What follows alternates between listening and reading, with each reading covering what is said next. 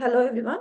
So, welcome to the session of analysis of JIGL question paper of December 2023 attempt. And this question paper is for old syllabus students. So, I'm Soumya. I'm a chartered accountant and a qualified company secretary. So, I'll be, analyzing the question paper of JIGL old syllabus, which is December 2023 attempt.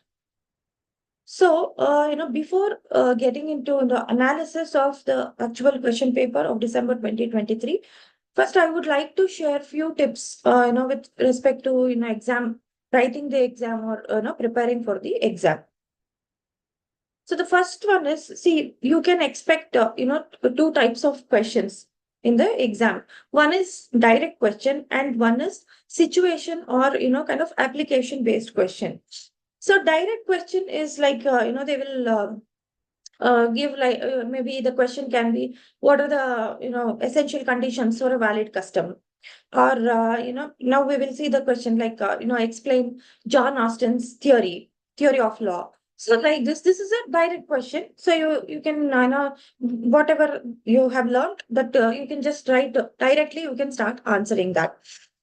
But the second type of question is this application or the situation based question. So here they give you a situation. Okay, they will give you a situation and then they will ask the question based on the situation. So now you need to understand the situation. You need to understand the question, and this whatever you have understood the question, that you have to apply in whatever you have learned in the syllabus.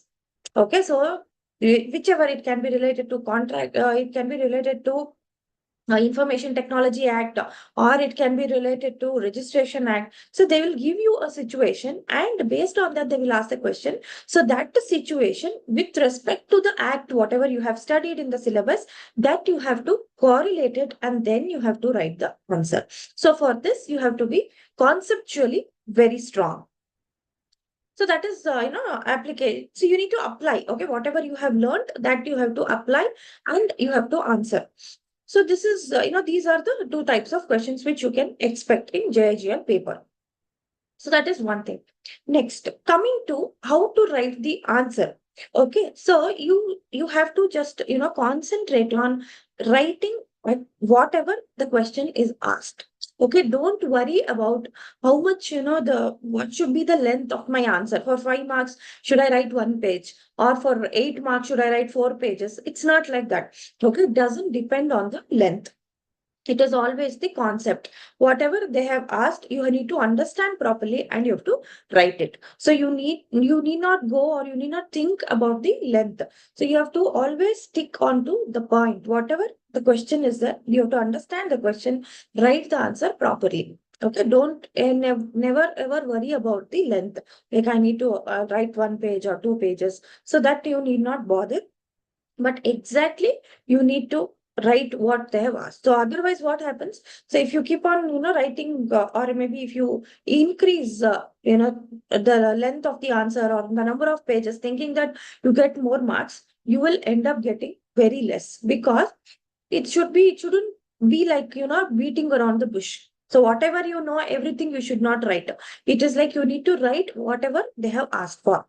Okay, so that is very, very important. You have to keep in mind, like this is a professional exam. So you have to keep in mind always writing, exactly understanding the question and properly writing the answer. So it's not about the length. So if that answer contains only 5 points, you can only write 5 points. Okay, you can't increase. It can be, maybe they have asked it for 8 marks. That's fine. You can't add 3 more points just to make it 8 points. So whatever is asked, you need to understand properly, and exactly that much if you write, that is sufficient. Okay, so no need to worry about the length. And so these are the 2 points which you have to keep in mind. So first thing is there can be two types of question, and it doesn't depend on your marks, doesn't depend on the length of the answer. Rather, it depends on the conceptual clarity, what has been asked and what you have written. So that's it. And then the third point is, whenever you are writing the answer, try to break the sentences into points. Don't write it like a paragraph answer. So if for example, there is a 5 mark question. Okay, there is a 5 mark question. It has some, 3, 4 paragraphs. So one paragraph say it contains 3, 4 sentences. So instead of writing it in a paragraph, do it like, cut it into points. Same content only. I'm not telling you to change anything. Same, whatever you are planning to write, the same answer, same content, you write it in the form of points. Okay, so that it is easy for the person who is evaluating your answer to find out what exactly you have written. Otherwise, if you write it in paragraphs, no, it will be difficult for him to find out that look for the actual answer. So don't write like me that way. Like, divide it into points. Same thing only. So you need not change your answer, but I'm just telling the way of presenting the answer. Okay, just write it in points, cut it into points and you write it, so that helps a lot. And when is there is any question where they ask like difference between, okay, whenever you get any question, difference between, like for example, difference between a legal set off and equitable set off, something like this. Okay, whenever there is a difference between question, please write it in the form of a table only. Okay, see, maybe in your guideline answers, maybe they would have given you in the form of paragraph. See, the paragraph, if they give, it is that this content you have to write. That is what they are giving you the guideline. This is what should contain in this. These sentences should be there in your answer, or these points should be there in your answer. This is what our guideline answers will suggest. But the thing is, when you are writing the paper, actual exam when you're writing, please write it in points, that is paragraph answer, or if it is a question which asks you to distinguish between or differentiate between, write it in the form of the table. So it can be for 3 marks or 5 marks or whatever. Just divide it into table and then give the differences. So these things, small tips which you have to keep in mind. And always start with the answer which you know the best. Okay, so whichever, like for example, second question, you know the best, you know all the answers. So then you start with that only. Okay, don't go by the number. Okay, first answer, because always first impression is the best impression. So start with whichever answer you know really well. So that gives a kind of a good image to the person who is evaluating your answer. So with these small tips, now we will start with the JIGL paper.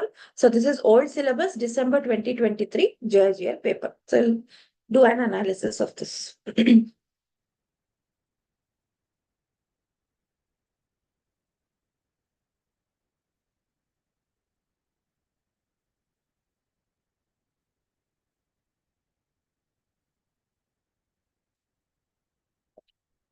So this is, JIGL old syllabus paper. And now if you see, it says 3 hours. So time is 3 hours. So you have to always concentrate on completing your paper on time also. So you can't keep on now thinking about one answer and because you have only 3 hours time. So you can't keep on thinking about one answer and then forget about other questions. You should never do that. So what do you do? So you have 3 hours time. Properly, you have to bifurcate. So from now itself, start practicing or start writing the answers daily, so that you will like 1 or 2 papers at least before the exam. Write 1 or 2 mock papers daily. So not daily, at least 2 papers you write. At least 2 days you take, and 3 hours you write, so that it will be like a practice for you to manage the time. So where you go wrong, everything you can understand now itself, so that you need not go to the exam hall and make that mistake. Here only you do whatever mistakes you want, you do it and rectify yourself, and then write the exam. So this is because time is very important constraint, correct? No, so even though you know the answer, even though you understood all the questions, but if there is that 3 hours, if you can't complete whatever supposed to be completed, then it's of no use, correct? No, your understanding concept is important, writing the answer like presentation is important, but time is also equally important. So time allowed is 3 hours. Then this is for 100 marks. So, and you have to answer all the questions. So all the questions internally you will have choice, so that that choice will be there. You can select like 2 or 2A, 6 or 6A, like that. So that you can select, but main questions are 6 questions, so that all the 6 questions you have to answer.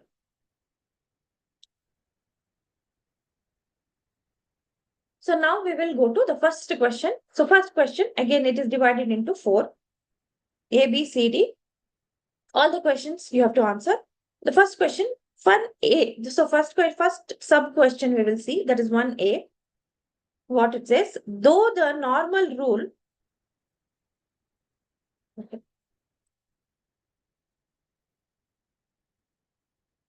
See, in this analysis, our main intention is to understand the question and understand what we are supposed to write. Okay, rather than just seeing the answer, it is understanding the question. That is what is important. So once you can, and once you know the question and you know what is to be written, you are halfway, through. You are done 50-60%. You are done. So only 40% is that execution you have to write. So we will first understand the what question is what is that question? What is that they are expecting from us? Okay, the first one, though the normal rule is that a person who is affected by administrative action is entitled to claim natural justice, that requirement may be excluded under certain exceptional circumstances. So, discuss. So, this is the question. So, what is this? Though the normal rule is that a person who is affected by administrative action entitled to claim natural justice. That requirement may be excluded under certain exceptional circumstances. So what does this mean? See, normally, you can take action, we can claim, you can say that, this is the principle of natural justice. You have to follow as an administrative authority. That is the executive level, second level in our, so in our country, we have 3 organs, correct? No, legislature, executive, and judiciary. So this is about the administrative law. That is the second leg or second organ of the country. So here they are telling, see, always whenever administrative authorities take a wrong decision or if there is any misuse of their power, we can always tell, principle of natural justice you have not followed, like you have not heard, but you did not give both the parties opportunity to talk. That is, only one person has told something. You did not give an opportunity for the other party to talk. So you did not follow the principle of natural justice. Okay, so like this, we can claim, we can tell the administrative authorities that what you have done is wrong.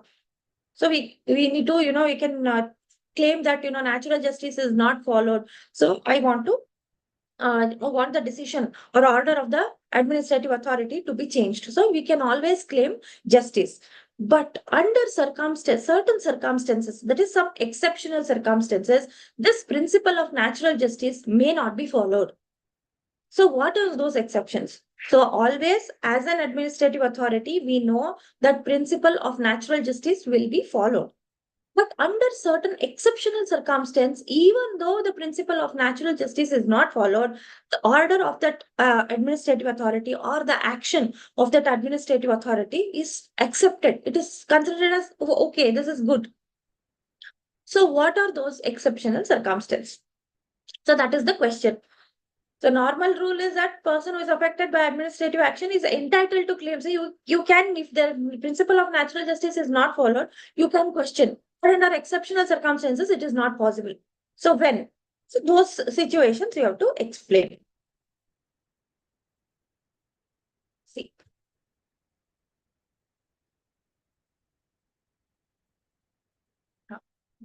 So, see, general principle is that, what is that? The first answer we are seeing now. So, while general principle is that a person impacted by administrative action has the right to request natural justice, but there are certain exceptional circumstances where this requirement can be waived. So, normal rule, every rule has an exception, no? So, normal rule is that whenever a principle of natural justice is not followed by the administrative authorities, you can claim it as a citizen. You can claim, you have a right, but there are exceptional circumstances where you can't do it.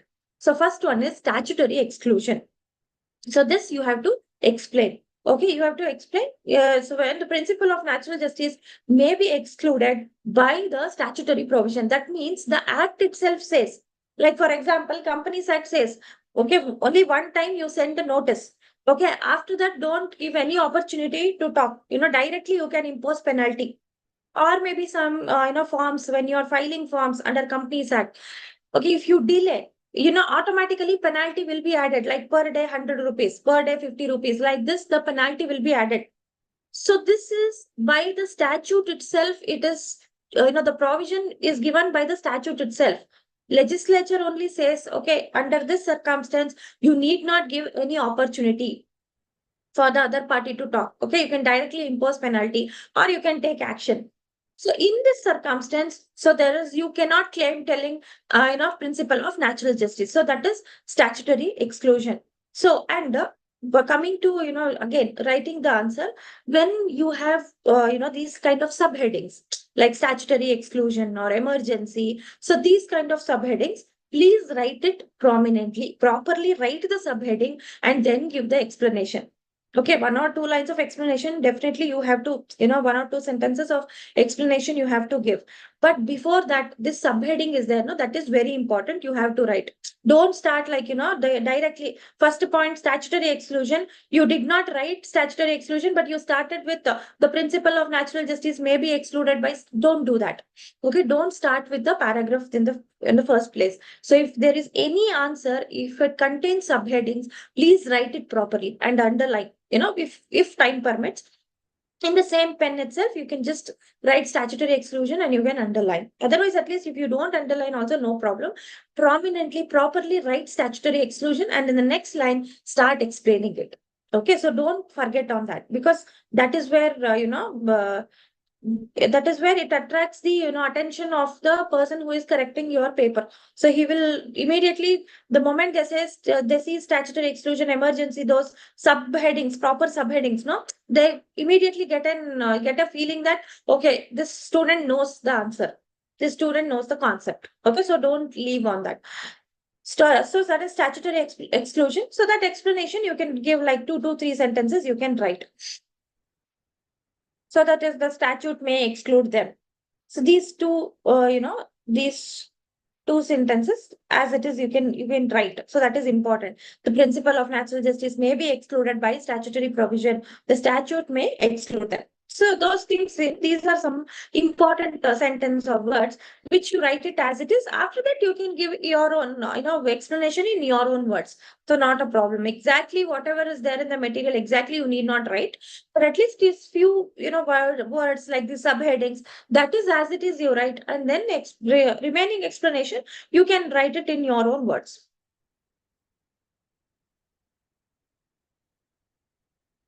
Okay, so next, so when statute expressly or by necessary implication excludes the application of principle of natural justice, the courts do not ignore the statutory mandate. So if the statute only says, it is excluded and principle of natural justice need not be followed, that means don't give an opportunity to talk. Okay, again, if the person commits a mistake for the second time, immediately you can impose penalty. No need to give any opportunity. So then you can impose penalty. So then court also will support that.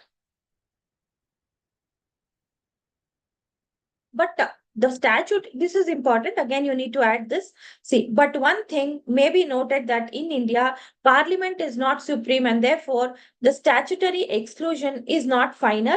Statute must stand the test of constitutional provision. That means if that statute is unconstitutional, okay, if it's not following the Indian Constitution, if it is inconsistent with the Indian Constitution or our fundamental rights, then that statutory exclusion will not work. Okay, court will take action against the administrative authorities only. But if the statute is proper, it is constitutional, then it's fine. Okay, statutory exclusion is acceptable. Like example, I told you, in Companies Act. So directly penalty will be imposed sometimes. So for that, we can't tell principle of natural justice because the statute itself says so, and it is constitutional also. So that is one. Then second one is emergency. In emergency situation, you can't see the principle of natural justice and all. So that is another, exceptional circumstance where natural justice will not be applicable. In case of urgency or emergency, where prompt and preventive action is required, the principle of natural justice need not be observed. So in an emergency situation, you can't tell principle of natural justice. Like for example, if war is going on, or if there are some alien enemies have entered our country, So you may have to impound the passports and all those things. So if it's really an emergency situation and if it is required, it's due to urgency. If you cannot follow the principle of natural justice and you have passed some orders as an administrative authority, that is fine. So you can write this and you can give a reference of this Maneka Gandhi. Okay, Maneka Gandhi versus Union of India. So that case law reference you can give because that is important.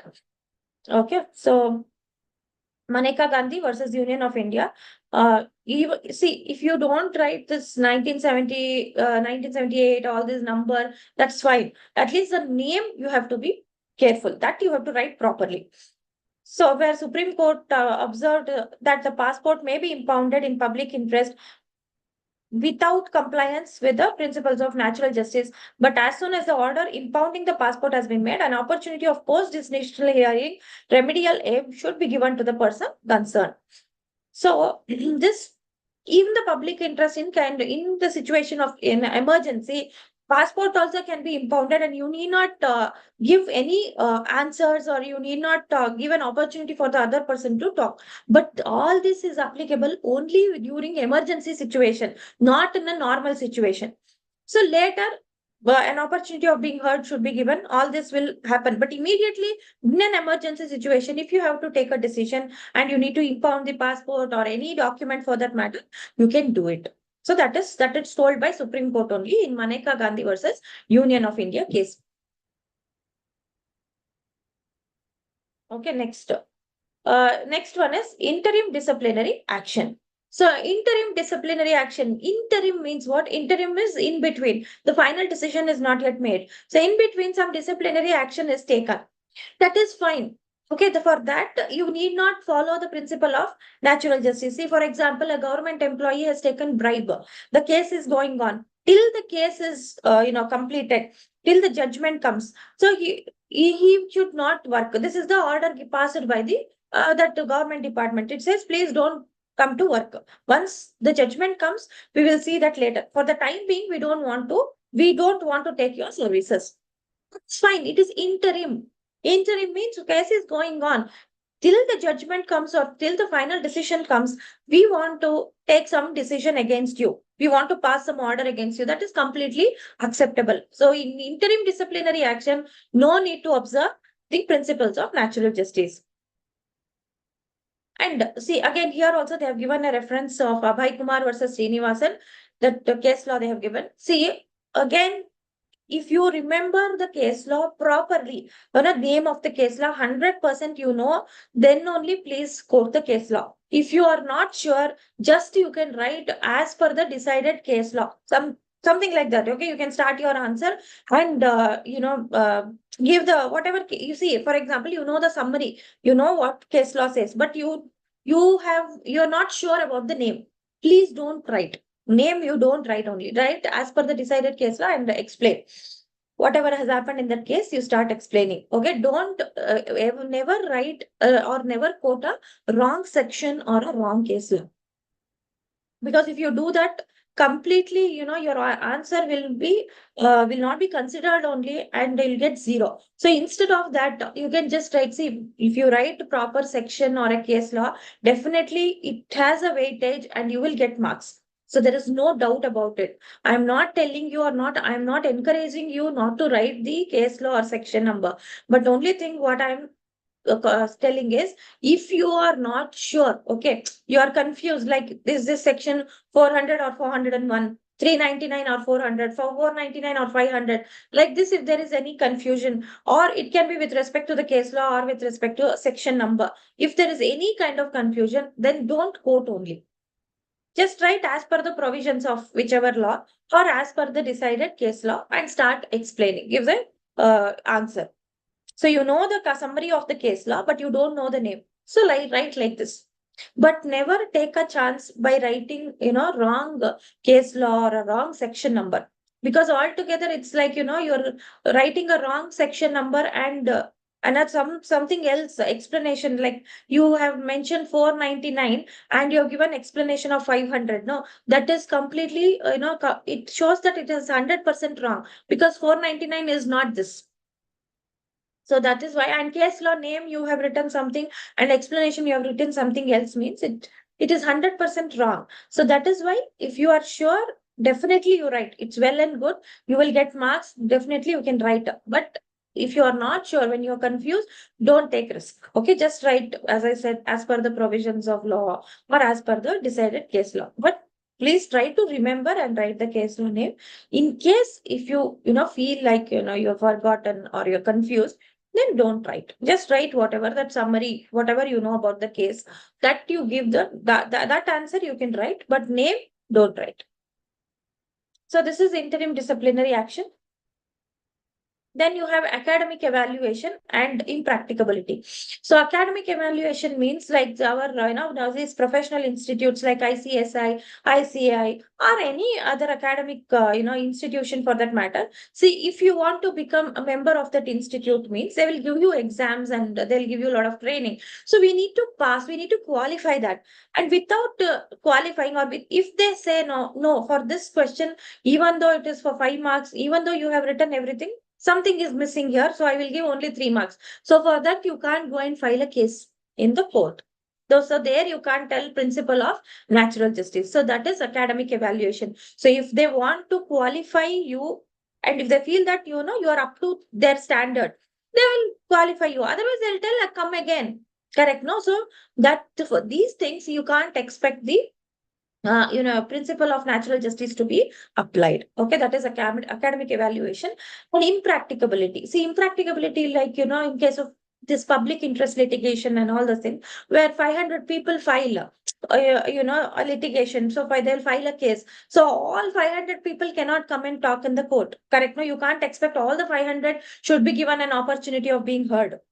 So that is not possible. So that is impracticable. Now what do? Out of 500, 2, 3 representatives you select, and common, whatever is the point of view, everything these 3 people will explain.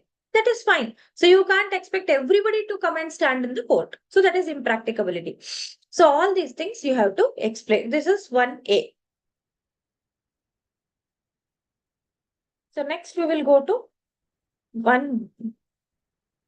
1B. So the next question, that is see, when the moment you read the question, you should immediately think that or you should immediately decide that, okay, for this question this is the answer.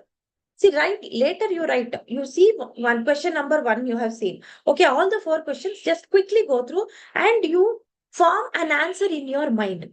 Okay, so that there will be no confusion or you don't get scared. So what next question says or all these things. So the moment you see, just form a kind of, answer in your mind. Later you elaborate it, you explain, you write properly. Just, rough idea you form in your mind. Next, see, Samir finds rupees 10,000 on the high road, not knowing uh, not knowing to whom that rupees belong, and he picks up the rupee. That is, see, one person, he finds 10,000 rupees on the road and he picks it up. He doesn't know to whom it belongs to. Has Samir committed any offense? On any offense of dishonest misappropriation of property under section 403 of IPC? Explain. See, now immediately when you see this question, what it should strike to your mind that he has not committed any mistake. He has not committed any offense. Because, see, the main question, what criminal misappropriation of property says is, when you can find out the owner, or if you know by looking at that whatever property, it can be money or a purse or anything, by looking at that property, if you feel that owner can be found, then you have to find the owner and then you have to try to 100% you have to try your best to give or return that thing to the proper owner, true owner. You have to return. But the thing is, here, the moment you see the question, you will come to know that it is money, 10,000 rupees. It's not check, it is not card or a promissory note, anything. It's a cash. So cash, when you see and when you pick it up, it is, you cannot find out or you cannot decide like who can be the true owner. If you come to me and ask, I'll tell, yes, it is mine only. Or if you go to another person, A, B, C, anybody and ask, they'll tell, yes, it is mine. Correct, no? So here, he has not committed any kind of offense. So that should, immediately that should strike to your mind. So later on this, you can write the answer or elaborate your answer. So we will see the answer now. So according to 403, here also, first you explain what 403 says, and then you explain what the situation, in our situation, what has happened, and then give the conclusion. Okay. So first you are telling what is 403, and then you are telling the actual provision. To consider it as a criminal offense, this is what should happen. You should be in a position to find the true owner. Okay, or maybe you should put your efforts at least to find the true owner, and then you can appropriate. Before that you can't appropriate. But this in our later in the third paragraph, you say in this situation, we don't know, we can't decide to whom this money belongs to, then whatever Samir has done is okay, it's not an offense, like that. So first paragraph, you are explaining about the section 403, that is whatever is asked for, kind of an introduction you are giving, and then the actual provision you are telling, and then the conclusion. So all in brief only, okay? You need not write in detail, but everything you have to give. So that is, your answer should look, complete. So what 403 says, so whoever dishonestly misappropriates or converts to his own use any movable property shall be punished with imprisonment of either description, which may extend, up to 2 years with or without fine. So that you tell. And then next you tell, a person who finds property not in the possession, sorry. Okay. So a person who finds a property not in the possession of any other person and takes such property for the purpose of protecting it. See, if you have found the property belonging to somebody else, why you have taken that property? Because to restore it to the person or to protect the property, then it does not amount to misappropriation and is not guilty of the offense. So only when he is guilty of offense, when he misappropriates it to himself, he uses for it for himself before he puts any effort to find out the true owner. So that is considered as misappropriation or a criminal misappropriation. So he is guilty of an offense only if he appropriates to his own use when he knows or he has the means of discovering the owner. See, you have, if you put a little effort and search for the true owner, you can do it, but you did not do it. You misappropriated, you used it for yourself own use, then it is criminal misappropriation. So this much you need to explain. So when he has a reasonable means to discover and give notice to the owner, but he has kept the property at a reasonable time to enable the owner to claim it. So what is reasonable means or what is reasonable time is a question of fact. See, we can only say reasonable means and reasonable, time. So, but what exactly is that? That depends on facts and circumstance of the case. And see, it is not necessary that you should be knowing the true owner. Who is the true owner that you should be knowing? No, it's not necessary. But at least it is sufficient if at the time of appropriating it, he doesn't believe it to be his own property, or in good faith, he believes that the real owner cannot be found. So you tried, you have by all means, you have put a lot of efforts and tried to search for the true owner, and you have kept it with yourself. You did not sell or you did not do anything. You wanted to restore it to the true owner. Still, you could not do it. So then it's not a criminal misappropriation. But the moment I find someone else's money or a check, or maybe in a blank check or anything, immediately if I go and convert it into money, that is criminal misappropriation. So I have a chance, but I have to put in an effort to look for the true owner, but I did not do it. That is criminal misappropriation. So after giving all this explanation, what you say is, here in our case, A has committed the offense. A has not committed the offense defined in section 403. That is this, if that is example we are telling. That is, A finds a rupee which was on the road, so he picks it up because just a cash or money means you can't find out the true owner. So then it is not a criminal misappropriation. Since in our case also, Samir found the amount 10,000 rupees lying on the road, he has not committed the offense of dishonest misappropriation of the property under section 403 of Indian Penal Code. So see, this example and explanation, if you don't write also, that is explanation means this one, illustration A of explanation 2. These things, if you don't write also, it's okay. Completely, clearly explain 403. When it is criminal misappropriation, when it is not criminal misappropriation. Okay. When you tell that provision, no, properly, when you explain 403, then if you write the conclusion, in this case, Samir has not committed any criminal misappropriation, then your answer will be complete. So you are first telling what is 403 and exactly what 403 means. This is the offense, criminal misappropriation of property, and 2 years, up to 2 years, imprisonment can be imposed. So this much you write, and then you exactly explain what 403 is telling, when a person is considered guilty of the offense, when he is not guilty, and then give the conclusion. So like this, if you divide your answer, it looks complete. Okay, then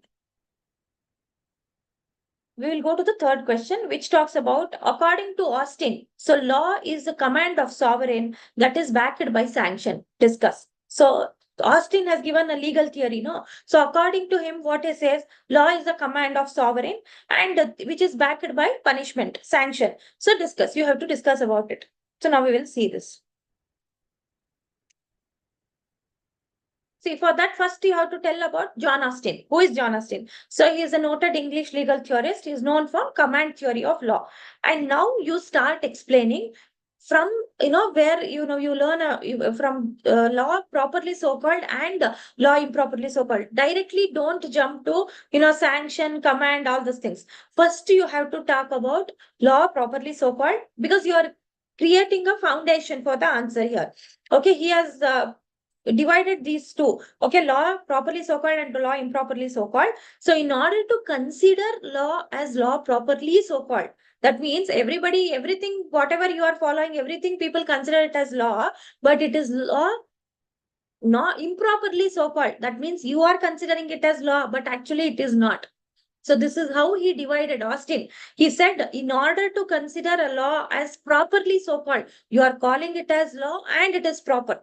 Okay, in order to consider like that, three things we have to keep in mind. Okay, so according to John Austin, so these things you can tell, law is the aggregate of rules set by man, politically superior or sovereign to men, politically subject. So that much you can write. So three things you have to keep in mind. So that is, law is a command. It is given by the sovereign authority and there is a sanction behind it. So that means what? Law is a command. Okay, you are explaining. First, you write a subheading. See, again, if you need not repeat, okay, because there is a time constraint. First, what do you write? Who is John Austin? And then you write, he divided the laws into two, law properly so-called and law improperly so-called. And then you can give his one definition and then start writing, if all these three things are present or all these three conditions are satisfied, then only law is considered as law properly so-called, even if one condition is not satisfied, or if even if one point is not present, it is law improperly so called. That much you can write. And one more thing is, if you get a question, critically examine John Austin's theory, then you have to add criticisms also. You just, if you get, examine, critically examine, like that, if you get, you have to add criticisms also. But here only, they are talking about law, that is whatever legal theory Austin has given. So you need not write criticism. So up to command, sovereign, sanction, up to here you can write and end your answer.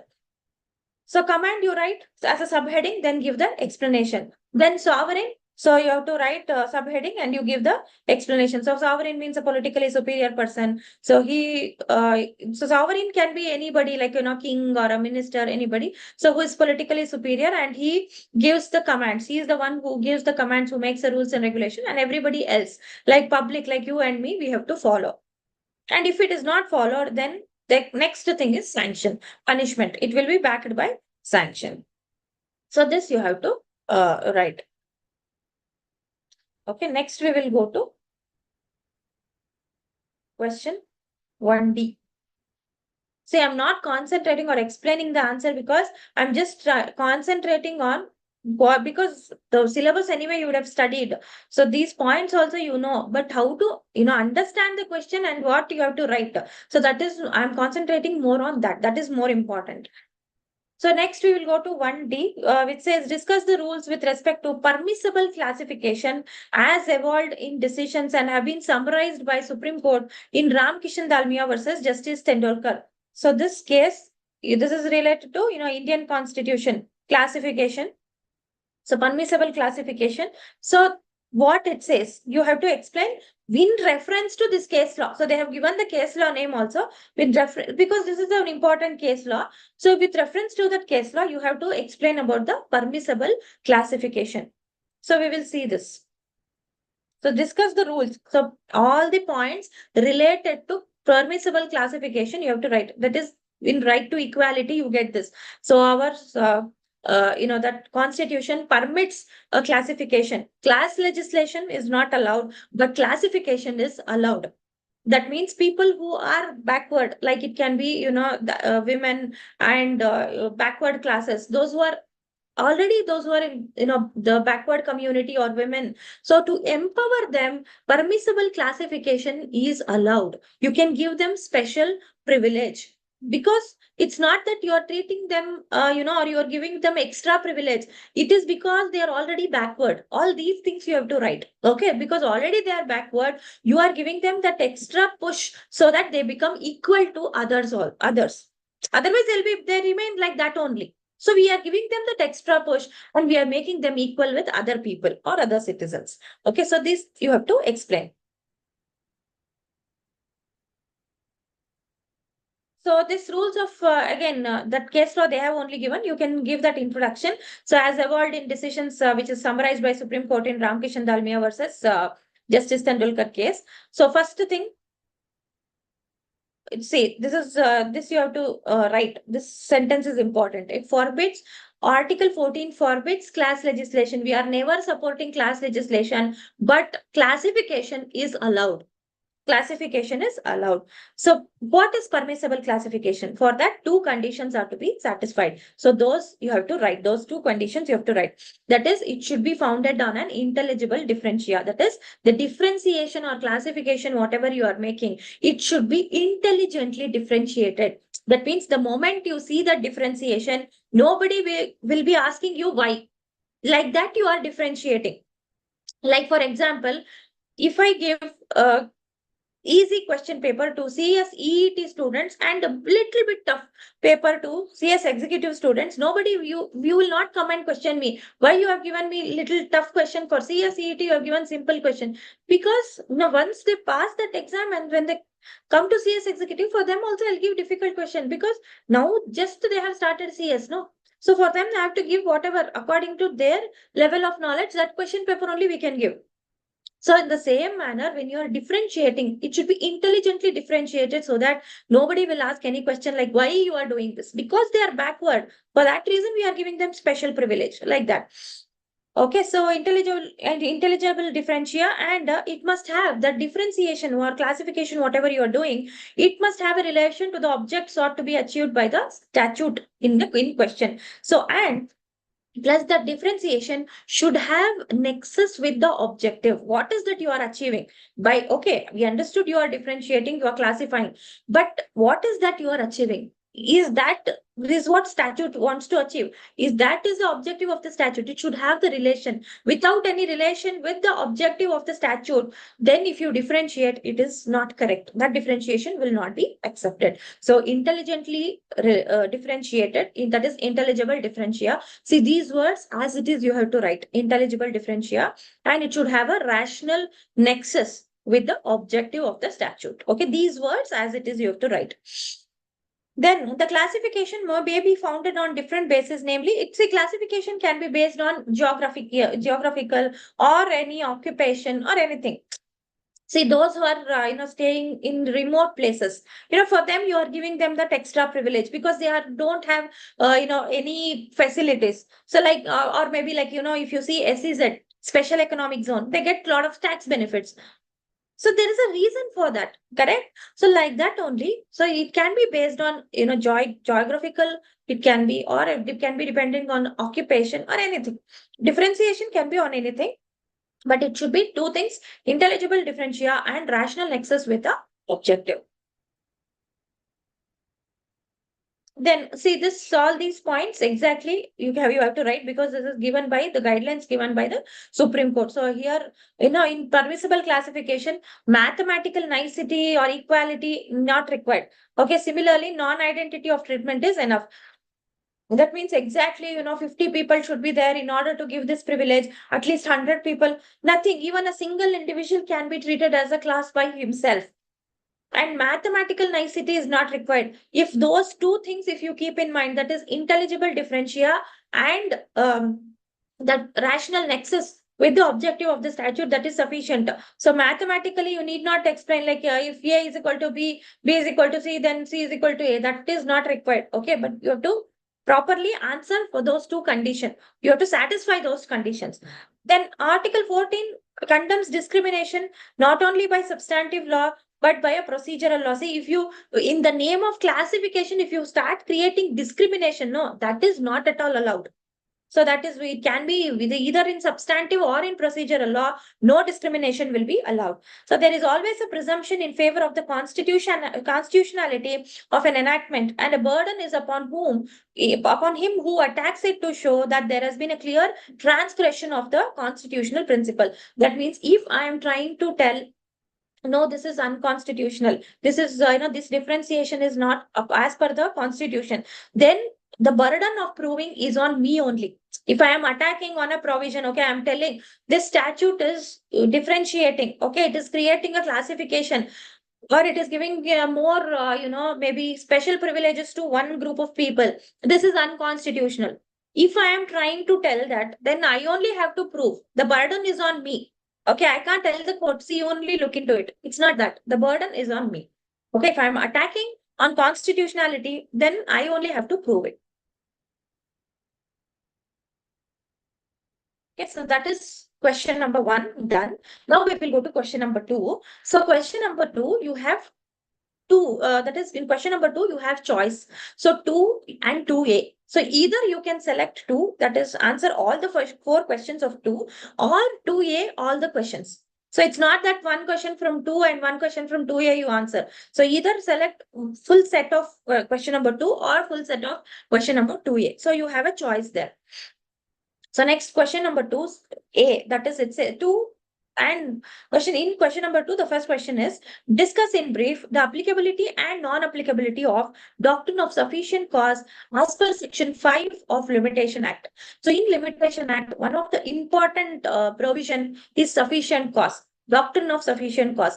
So that you have to explain immediately when you see that this question. What you have to think is, okay, sufficient cause means what? See, Limitation Act mainly talks about the limitation period. After the expiry of limitation period, court is not going to entertain that case. Correct? No, this much we know.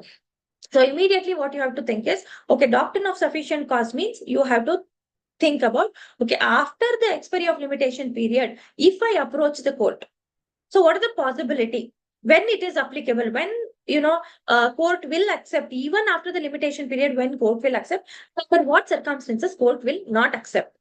So these things it should strike to your mind. So with this, again, we will see the answer.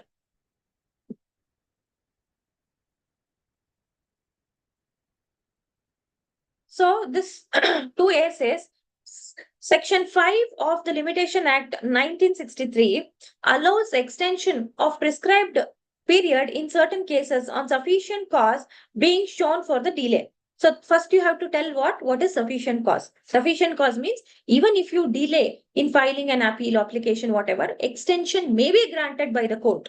Okay, so this is known as doctrine of sufficient cause for condonation of delay, which is given in section 5 of Limitation Act. Okay, you explained this much.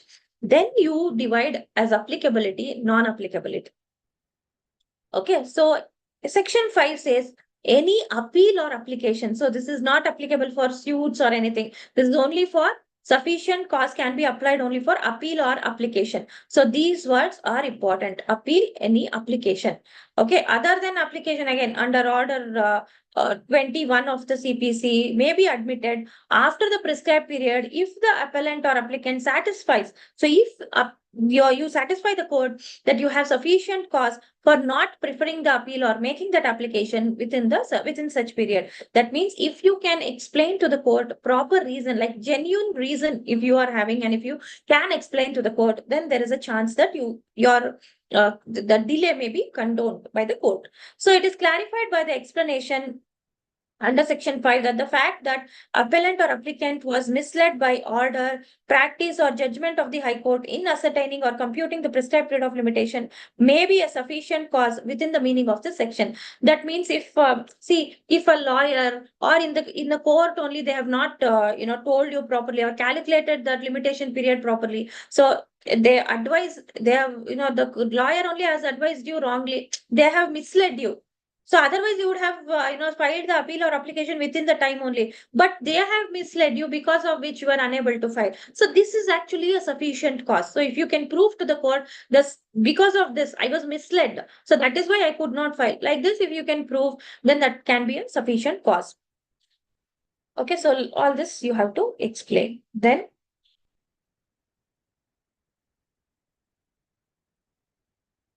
non-applicability. So when it is not applicable. So section 5 is not applicable to application made under any of the provisions of order 21 of CPC and also to suits. So just a second.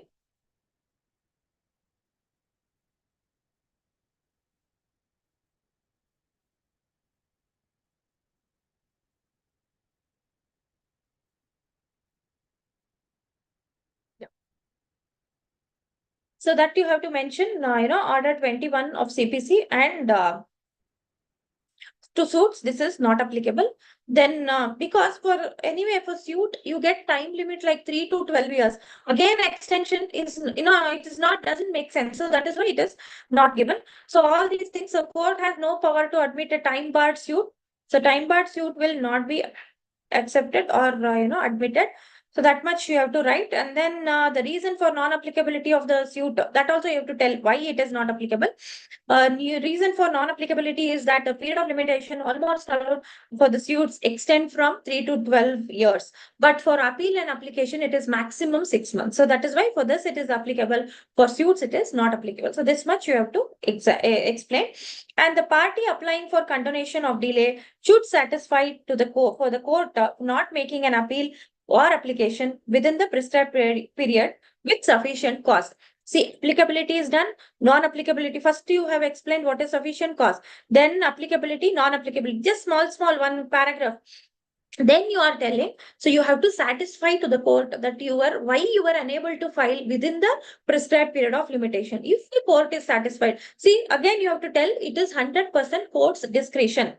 Okay, it's court discretion. So the moment you ask for condonation of delay, court is not going to say yes, okay, it is allowed. So it's not like that. Okay, so condonation of delay may be allowed or may not be allowed. So that also you have to write. It depends on facts and circumstance of each case, and it is court's discretion. Court may say yes and it can accept your appeal or application after the expiry of limitation period, or it can even reject it. So that you have to write and end your answer.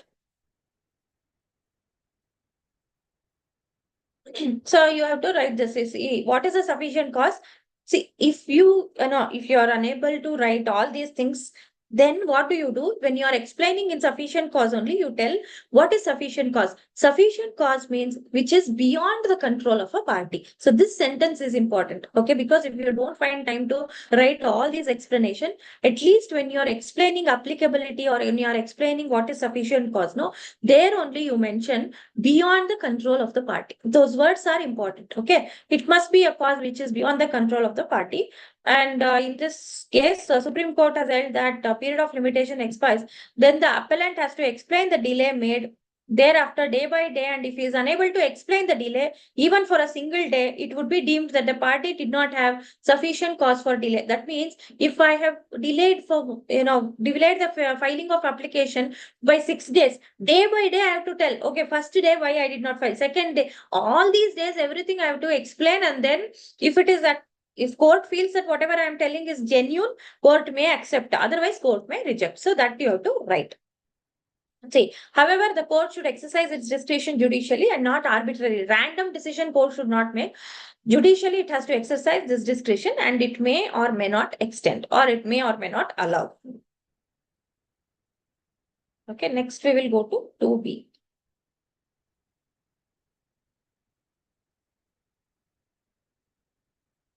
Okay.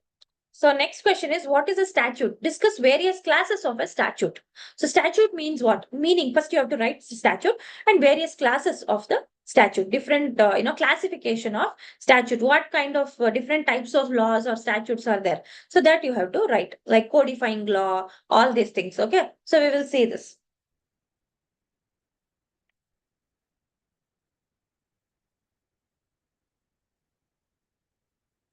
So what is a statute?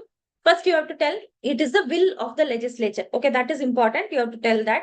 And then normally it denotes the act enacted by the legislature.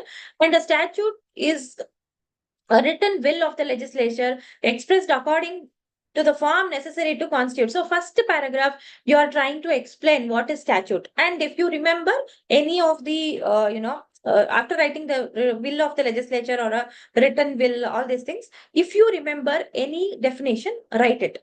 Okay, so here they have given a law is established by the act of the legislative power, that is an act of legislature. So that like this, we have many types of law or many classification of statutes, like that you can write, and then you can start explaining the classification. Okay, this much, just one paragraph of explaining what is statute, that is sufficient. After that, you come to the next question. I mean, next part of the question.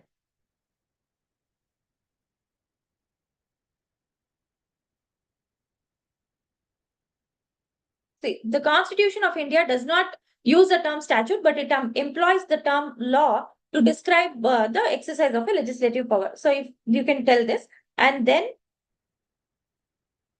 statutes are commonly divided into 8 types. Okay, so that you have to explain. Just one sentence. That's it. Codifying, declaratory, remedial, amending, consolidating, enabling, disabling, penal. That's all. So, but that explanation you have to give. Okay, and then again, I'm telling, whenever you have these subheadings, always you write subheading and give at least one sentence of explanation. Just writing codifying law, declaratory law without giving explanation, don't do that. Okay, again, you don't get marks. So at least one sentence related to that one sentence of explanation you have to write. Okay, so just don't write the points and leave it. So here you are explaining all the 8. The next question. What is malicious prosecution under the law of torts? And what are its essential elements? So malicious prosecution means what? Unnecessarily, because the person doesn't like me, he has just filed a case against me. That is criminal case prosecution. No, malicious means with a bad intention. He doesn't want justice, and I have not done anything, just to take some, it can be a revenge, or maybe just to cause some harm to my reputation, image. He has filed a case prosecution, that means criminal case against me. That is malicious prosecution. What are the elements that are to be present? So this is again a direct question. So we will see the answer.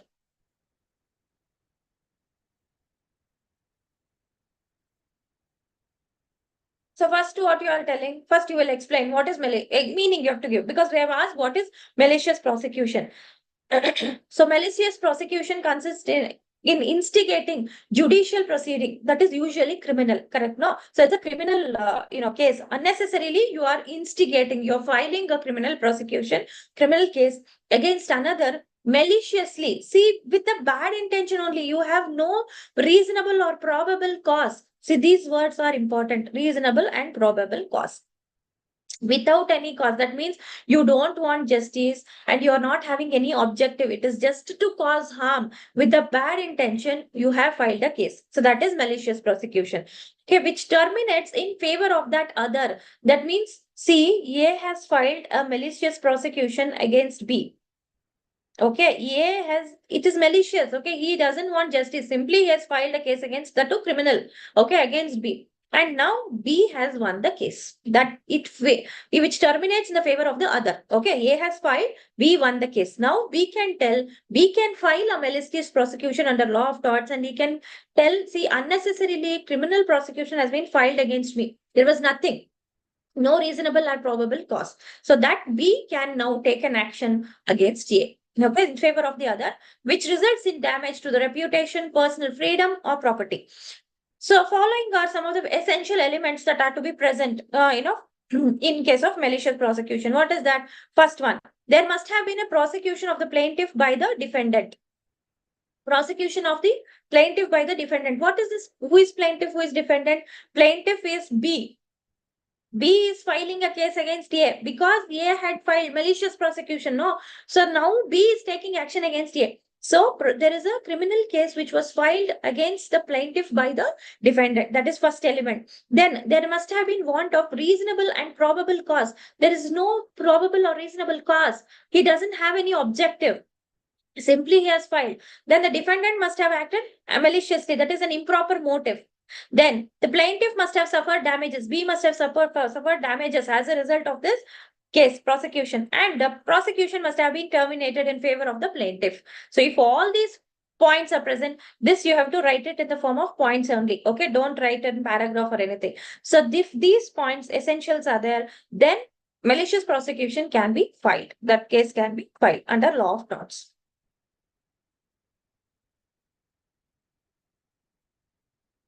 Then this is one more sentence, or this one you can add, information you can add, that is, to be actionable, the proceedings must have been instigated actually by the defendant. If he merely states the fact that he believes them to a policeman or a magistrate, he is not responsible for any proceeding. That means simply I will go and tell something against you to a policeman or a magistrate. That is not a proper malicious prosecution, because later policeman or the magistrate takes the cognizance and then they continue. Then that is not a malicious prosecution. Actually, it should have been instigated by me. I should have filed.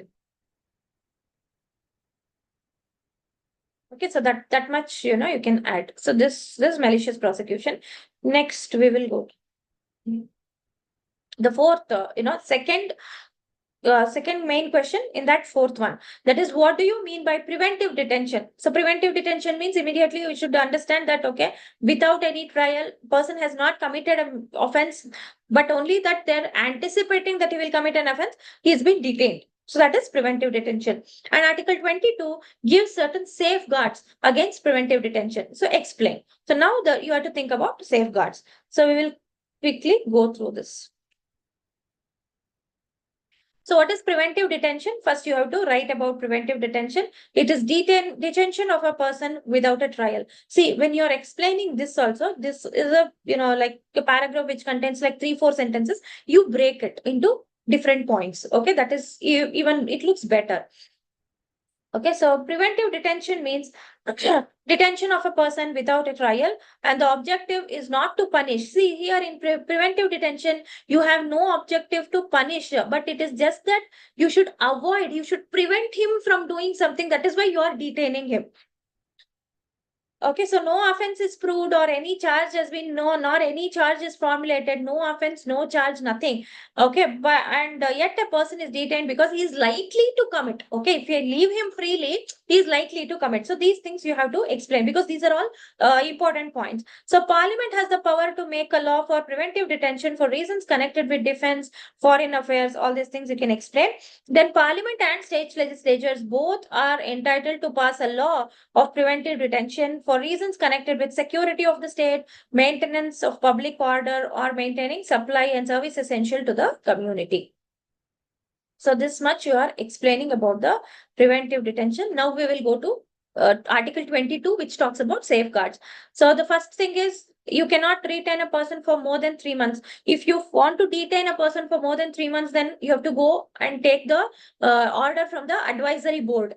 So an advisory board of persons who have been qualified to be High Court judges has reported before the expiration of the said 3 months that then its opinion sufficient cause for such detention. That means more than 3 months, if you want to detain any person, then you have to go to the advisory board, which consists of qualified High Court judges which who have been or who is qualified to become high court judges, and they will go through the situation, and if they say yes, you can detain for more than 3 months, then you have to follow that. Otherwise, immediately, if you have not contacted the advisory board, immediately the detention period will end in 3 months. So again, Parliament may by law prescribe the minimum period for which, maximum period for which any person may in any class or class of cases be detained under any law providing for preventive detention and procedure to be followed by an advisory board. So our Parliament can always make a law and say what are the procedures to be followed by advisory board and what is the maximum time period for which a person can be detained under preventive detention law. And the authority ordering the detention of a person under the preventive detention law shall communicate to him as soon as may be the grounds on which the order of detention has been made. That means if you are detaining a person, if you are taking him into the custody, immediately you have to tell him the reason why you are detaining. Simply you cannot detain him. And then afford him the earliest opportunity of making representation against the order. See, you should allow him to talk, represent against the order. That means this is the order which is passed. We have a suspicion that you are involved in this you will be involving in this criminal activity or a bomb blast or whatever. So this is the reason you have to tell, and if you have anything to talk, you represent. So opportunity to represent you have to give. But one more exception to this is, it may however be noted, this completes your answer, you have to write this also. It may however be noted that while grounds for making the order are to be supplied, the authority making such order is not bound to disclose those facts if it is considered to be against the public interest. So see, immediately when you detain a person, you have to tell him the reason and allow him to represent against the order. That means allow him to talk. But if it is considered as against the public interest, you need not follow these steps.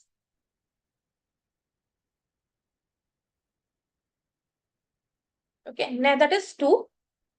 Now we will go to alternative, that is 2A. So any one you can select and answer all the 4. So 2A, first question says, discuss the provisions related to effect of repeal. So in General Clauses Act, under General Clauses Act, there is a repeal of any enactment. So if you repeal any enactment, what will happen? What is the effect? So points are given.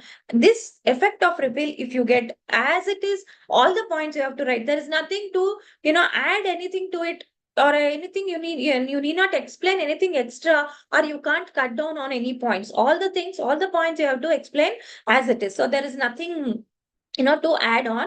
So we will see this. So again, all these are for 4 marks.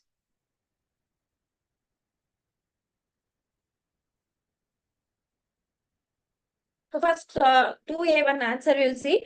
According to Section 6 of General Clauses Act, where this act or any same thing you have to write, or any central act or regulation made after the commencement of this act repeals any enactment either to made or hereafter made, then unless a different intention appears, the repeal shall not see, when you're writing like this, not you can write in capitals, something like that. Okay, now not shall not revive anything not in force or existing at the time which at which repeal takes effect, or it shall not affect the previous operation of any enactment. So repeal or anything they duly done or suffered thereunder. See, what they are trying to tell is, even though there is a repeal, these things will not be affected. If any case is pending, if any liability is there, or anything you may have to receive from the government like a refund or anything, so even if the central any act has been repealed, you need not worry, these things will not have any effect. It will continue as if the act is still alive. Okay, it's like that. It will not affect any right, privilege, obligation, or liability acquired, accrued, or incurred under any enactment so repealed, or it will not affect any penalty, forfeiture, or punishment incurred in respect of any offense committed against any enactment, or it will not affect any investigation, legal proceeding, or remedy in respect of any right, privilege, liability, penalty, forfeiture, or punishment as aforesaid. So all these things exactly as it is you have to write. Okay, so there is nothing, you need not add anything to it, or you cannot cut short. Okay, so you have to write as it is. All these 4 points, you have to write it as it is. So even though there is repeal, these things will continue because see, if anything is repealed, no, if it is cancelled, immediately everything abruptly everything will stop. Means it doesn't make sense. Correct. No, a case is going on under income tax. From tomorrow, there is no income tax act. So what will happen with this case? I have applied for refund. What will happen to that? So for all, for this whole year, whatever income I have earned, for that I have to make payment of tax. What will happen to that? So these things till see, that is in any transaction you are halfway through, no, that you have to complete, and from next time onwards it will not be applicable because it is repealed. But something which is you are halfway through, abruptly it won't stop. You have to complete it, and then from next transaction onwards or from the next day onwards, that repeal will have an effect. That means later you need not follow, but something which is you're halfway through, you have started it, you have to complete it, and then you have to consider it as repealed. Okay, then only abruptly you can't stop. Then and there itself you cannot put a full stop. That is what it says. Okay, so next one.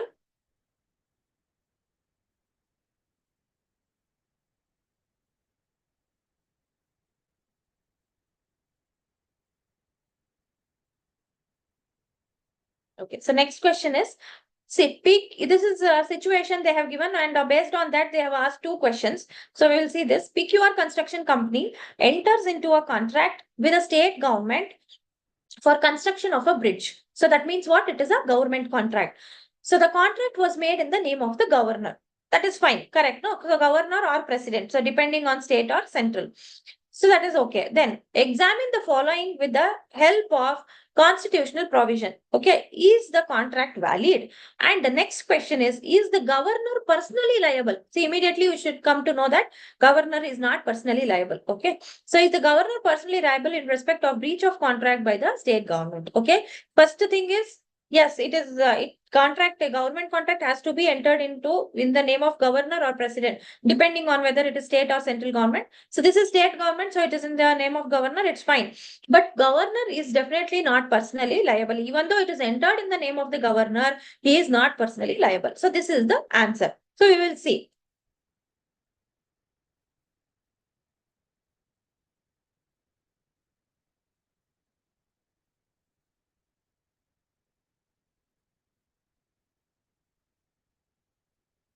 Okay.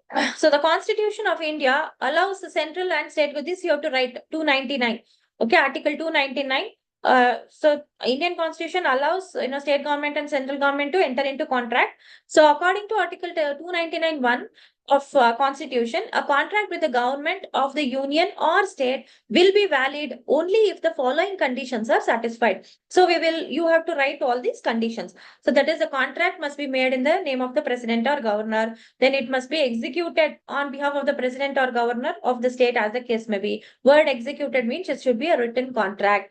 Only in writing, that is only valid. Then a person duly authorized by the president or governor, as the case may be, must see every contract. President and governor cannot sit and sign. So it should be, execute. It can be executed by any person who is duly authorized by president or governor. So by looking at the situation, by looking at the provision and the given situation, the contract is valid as it is made in the name of the governor. So answer to the first point, the first question we have done. Then next one is the governor personally liable? For that, 299(2) says, it clearly says that president or governor will not be personally liable. So it makes, that is Article 299(2) of the Constitution makes it clear that neither the president or nor the governor shall be personally liable in respect of any contract or assurance made or executed for the purpose of the Constitution or for the purpose of any enactment relating to Government of India. Therefore, the given situation, governor is not personally liable in respect of breach. Okay. Next one. Next question. So discuss in brief the important stages in the proceeding of a suit under CPC. So this is direct question.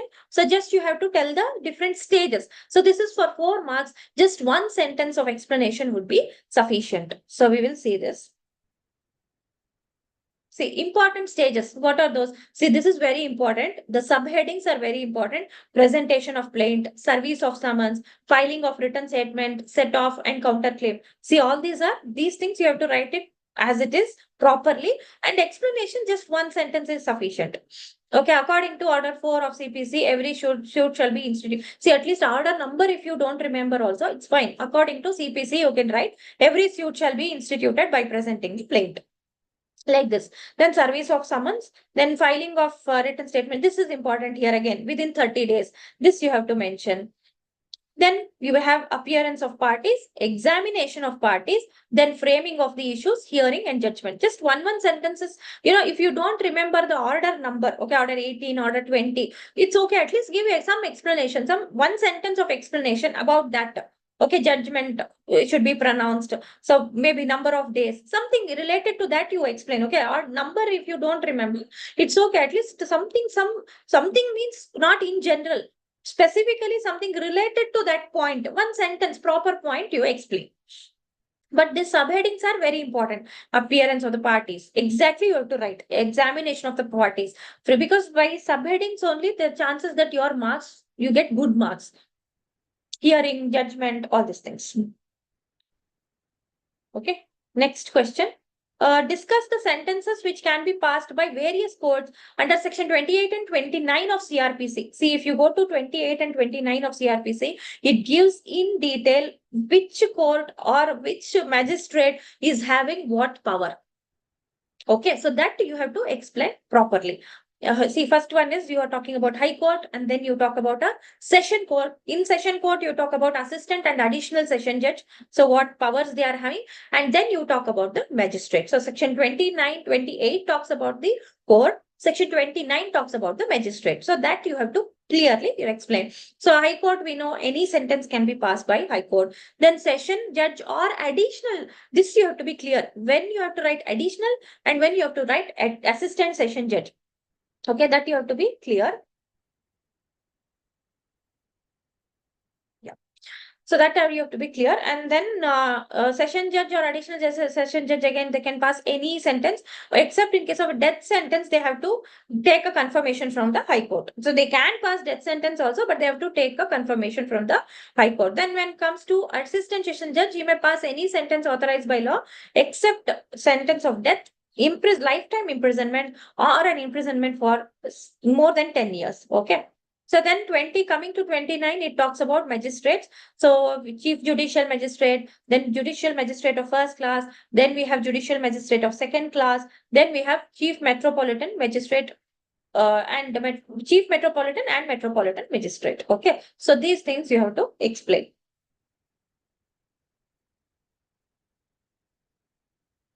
So next we will go to question number 3. That is again, they have given a situation. So we will see Vijay used to run a grocery store. Okay. Vijay is running a grocery store and Sanjay was one of his customers. One day, Vijay and Sanjay had an argument. See, Vijay has a grocery store and Sanjay was a customer. Now they are having some argument.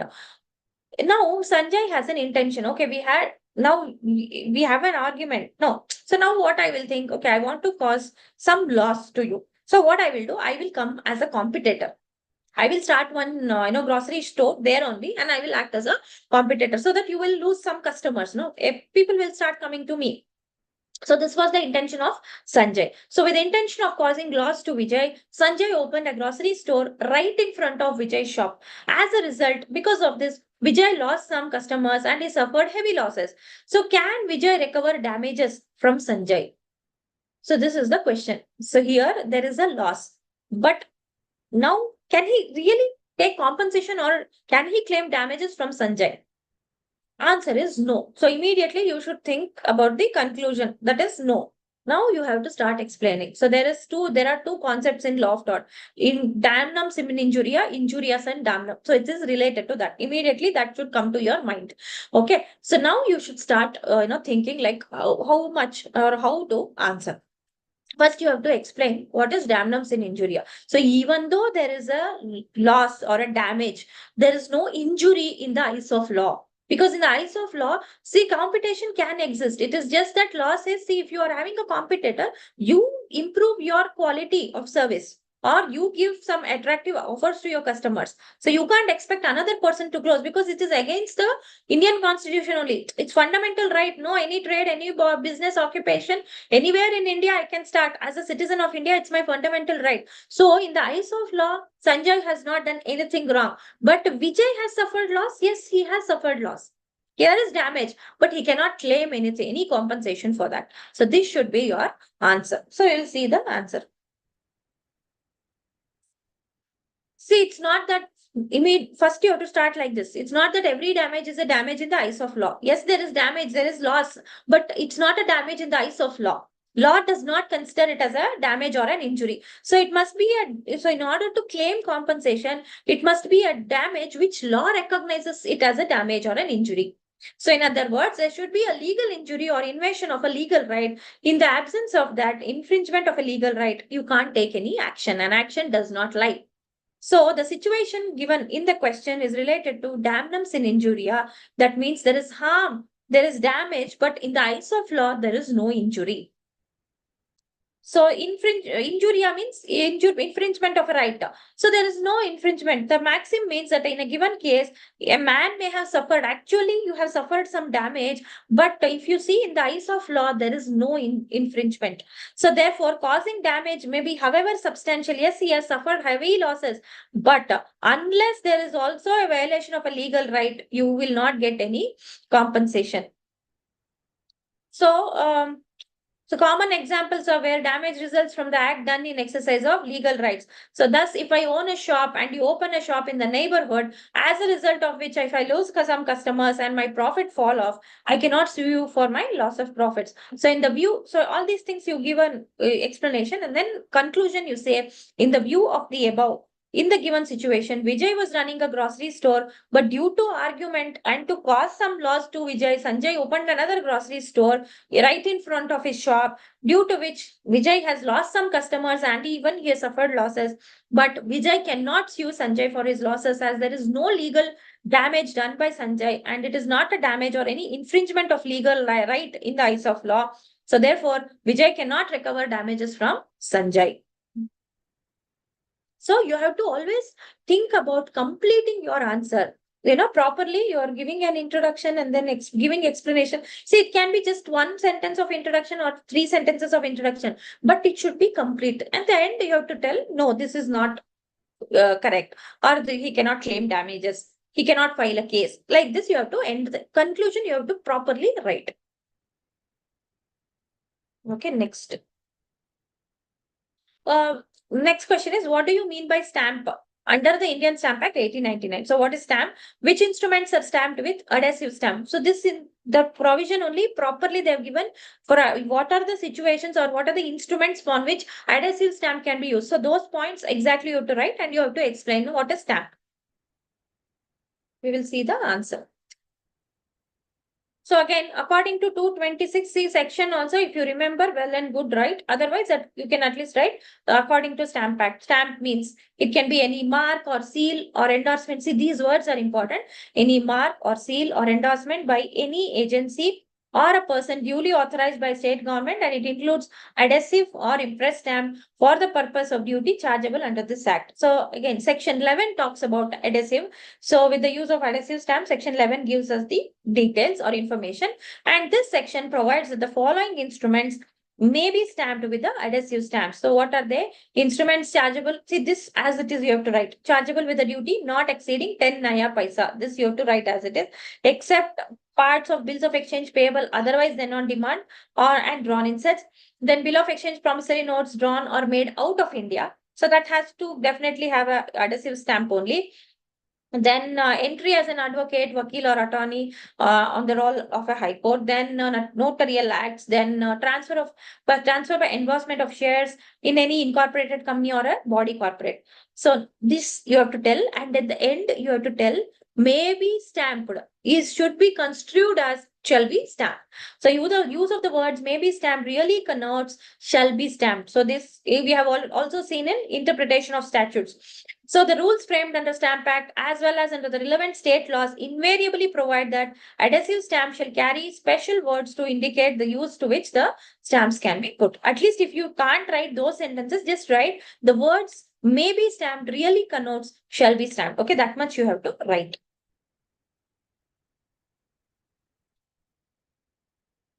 Next. Next question is, there are exceptional circumstances under which mens rea is not required in criminal law.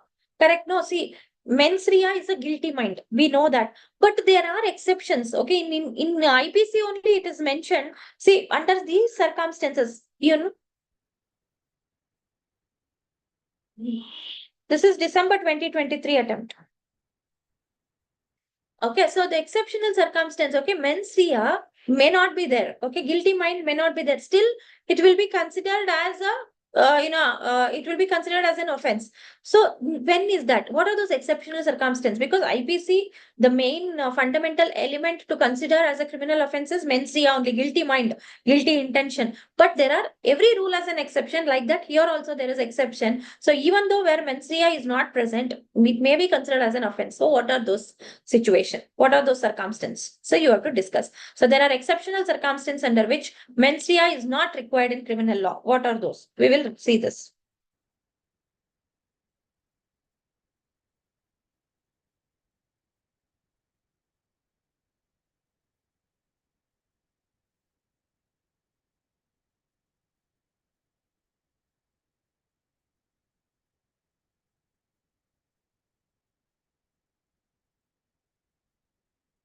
Second.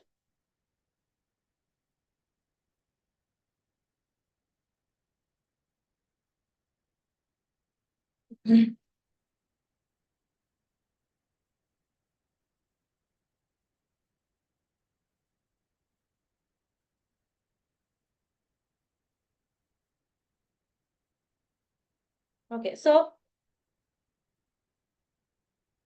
mens rea is defined as a mental element. So I think 3C I have missed. I will come to this in a while. So after 3D we will go to 3C. So mens rea means what? First you have to explain that. It means a mental element which is necessary to constitute a criminal act, and it is the attitude of mind which directs a conduct which again results in actus reus. So all these things, the act is judged not from the mind of the wrongdoer, but the mind of wrongdoer is judged from the act. So all these things you have to explain, and then you have to tell under these situations, you need not consider mens rea.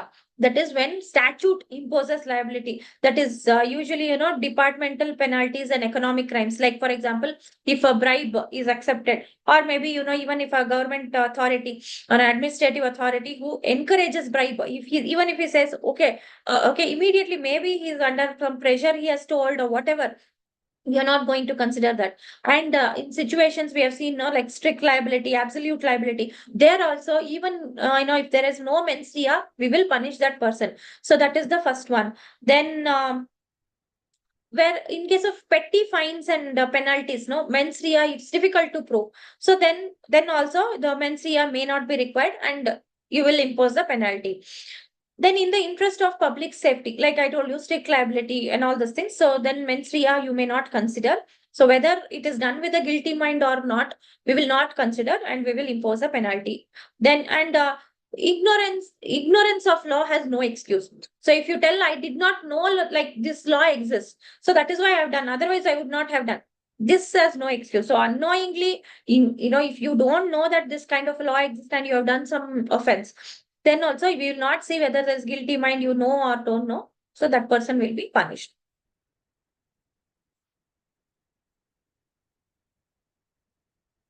Okay, so 3C, we will see this.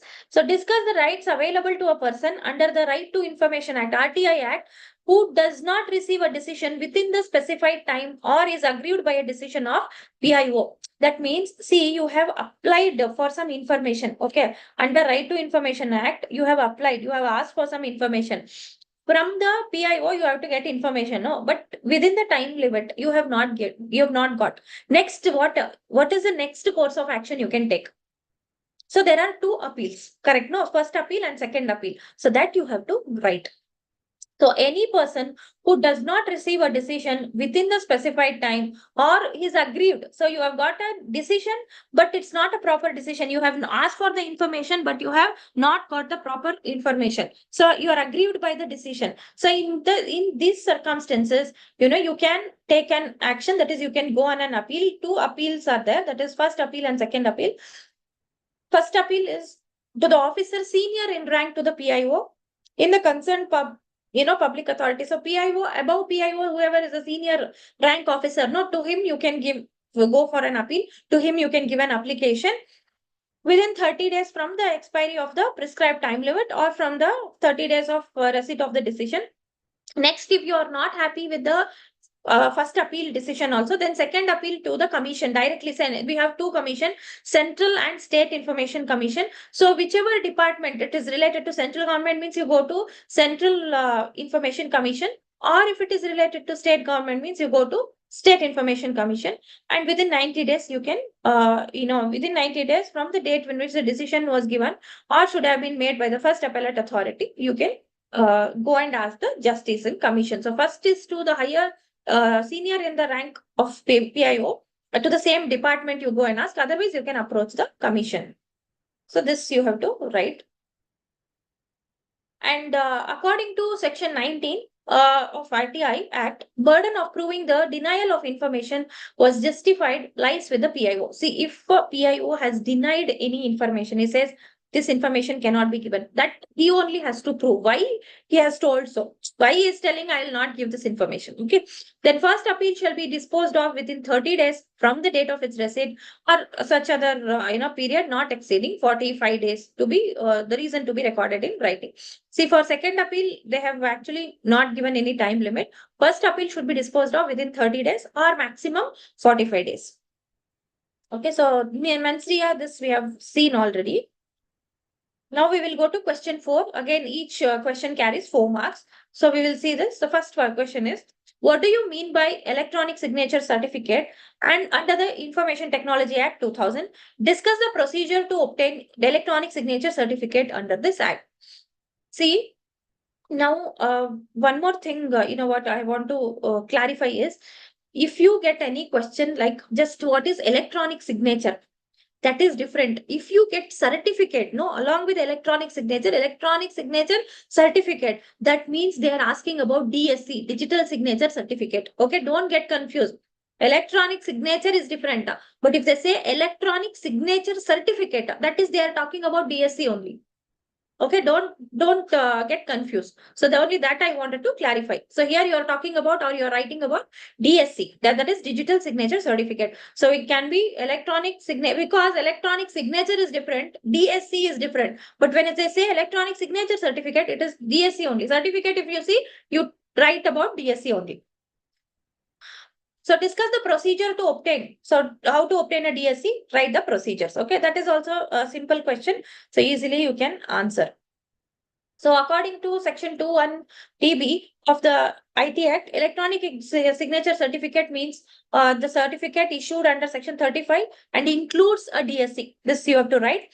And as per section 35, the procedure you are telling, okay, authority issues electronic signature certificate, and following is the procedure. What is that? Any person may make an application in prescribed form to the certifying authority for the issue of electronic signature certificate in such form as may be prescribed by central government. Okay, you have to make an application in the prescribed form, then it should be accompanied by prescribed fee, and every such see, there is something called a certification practice statement. So every application should be accompanied by that, or if there is no certification practice statement, then a statement containing the particulars as may be prescribed by the regulation should be attached to it.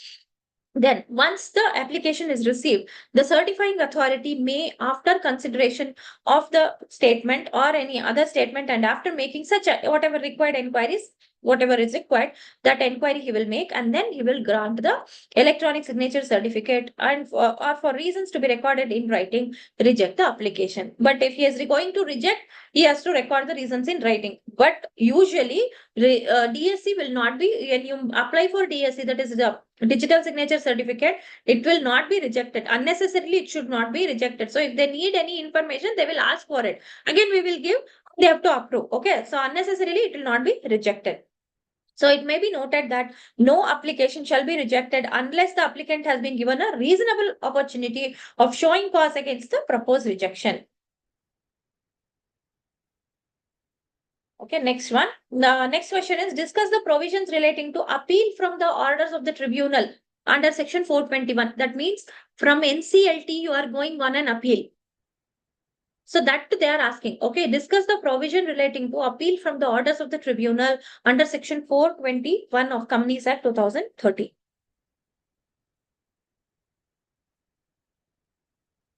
So section 421 deals with appeal from the orders of the tribunal. So first thing is you can appeal to NCLAT. So any person aggrieved by the order of the tribunal, you can go and prefer an appeal into the appellate tribunal. Then no appeal lies in consent orders. That means if both the parties have consented, it's like a compromise decree. You would have studied that. Like that only, if you two parties have consented and then the order has been passed, means for that there is no appeal, because the tribunal has not passed that order. You only have consented. So there is no appeal for that. So no appeal shall lie to the appellate tribunal from an order made by the tribunal with the consent of the parties. Then limitation period. So every appeal shall be filed within a period of 45 days with a copy of the order of the tribunal, and it shall be in such form, accompanied by such fees, all these things. However, again, within 45 days, you have to make an application, appeal. But within that time, if you cannot do it, if there is really a genuine reason, sufficient cause, then again, it can be extended, or your delay may be condoned by extra further 45 days, but it is at the discretion of the appellate tribunal. If it is satisfied that the appellant was prevented by sufficient cause from filing an appeal within the prescribed period, then order after reasonable opportunity. So on the receipt of an appeal, once appeal is received, the appellate tribunal, after giving the parties an appeal, after giving the parties to appeal a reasonable opportunity of being heard, then it can pass the order as it thinks fit. Then it should give the copies to each party. Okay, then we will go to 4C. So this question talks about arbitration agreement. So you have to define, you have to tell what is arbitration agreement. Then briefly state the essential features of arbitration agreement under section 7. So immediately you should know that, okay, this you have to first explain what is arbitration agreement, you have to tell.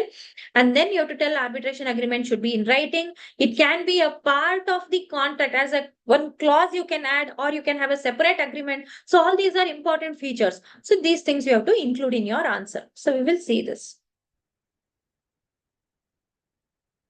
So, according to 2(1)(b) of Arbitration and Conciliation Act, arbitration agreement means an agreement referred to in section 7. That's all. Okay, that is the definition. Then now we will see this under section 7.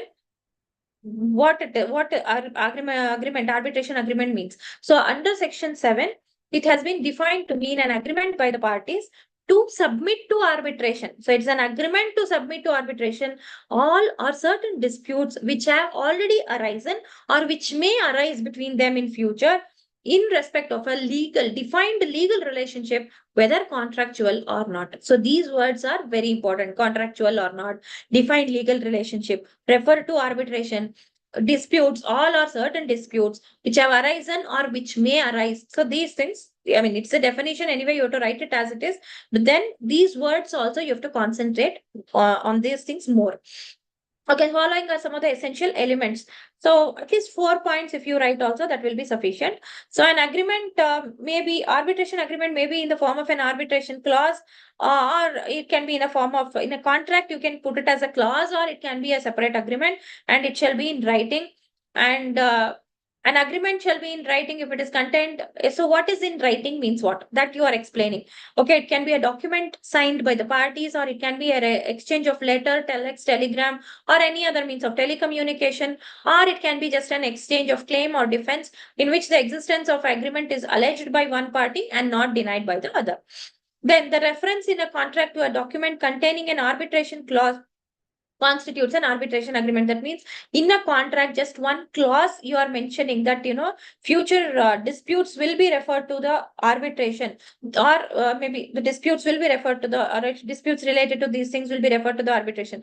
That one clause itself will act as an arbitration agreement. Always it is not that you need to have a separate arbitration agreement. In the contract, only one clause you can add, so that itself will act as an arbitration agreement.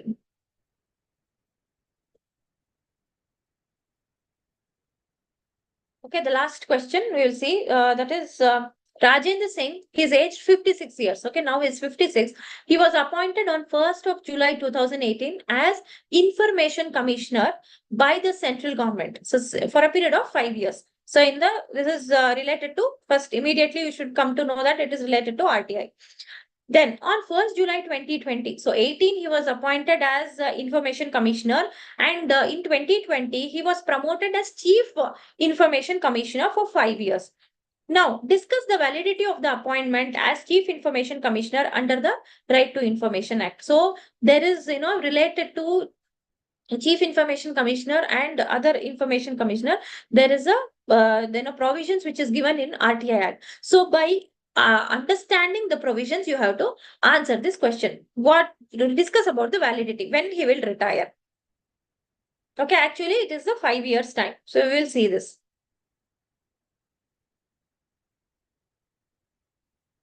So section 13 of right to information, which talks about the terms of office and conditions. Okay, that you have to write. And then you talk about this. See, if you remember this 13.1, 2, those things you write. Otherwise, just section 13 you have given as a heading. Next, you can start with the Chief Information Commissioner. Like that, you can start your answer.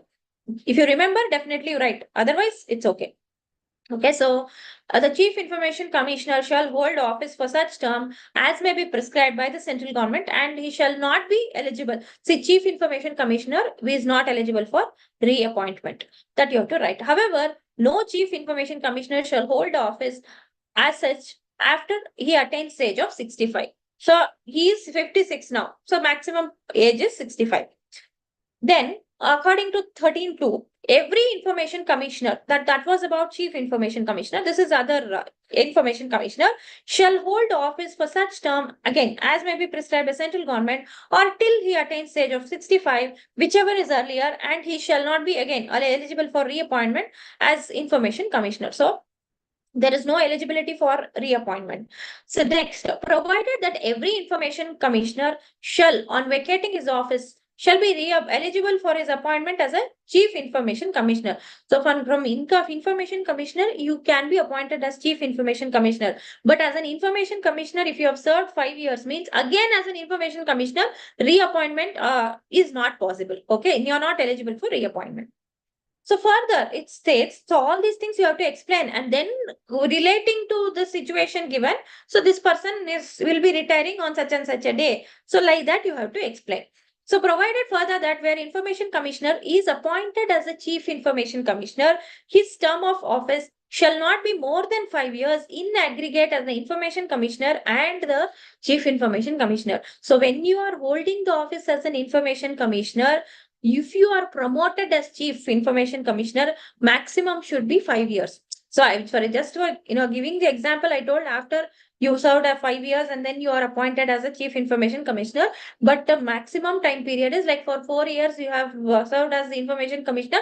Next 1 year you can be appointed or promoted as a Chief Information Commissioner. So maximum time period is 5 years, and there is no reappointment, eligibility for reappointment. So by considering all this, in our case, what happened? He has already served. So he has already served for 2 years as a normal information commissioner, and now he has got the promotion. So age is not a problem because he is just 56 now. So maximum 65. But the total term of 5 years will end in 2023. From 18 to 2023, that is 5 years. So he has 3 more years. So it's not plus 5 years.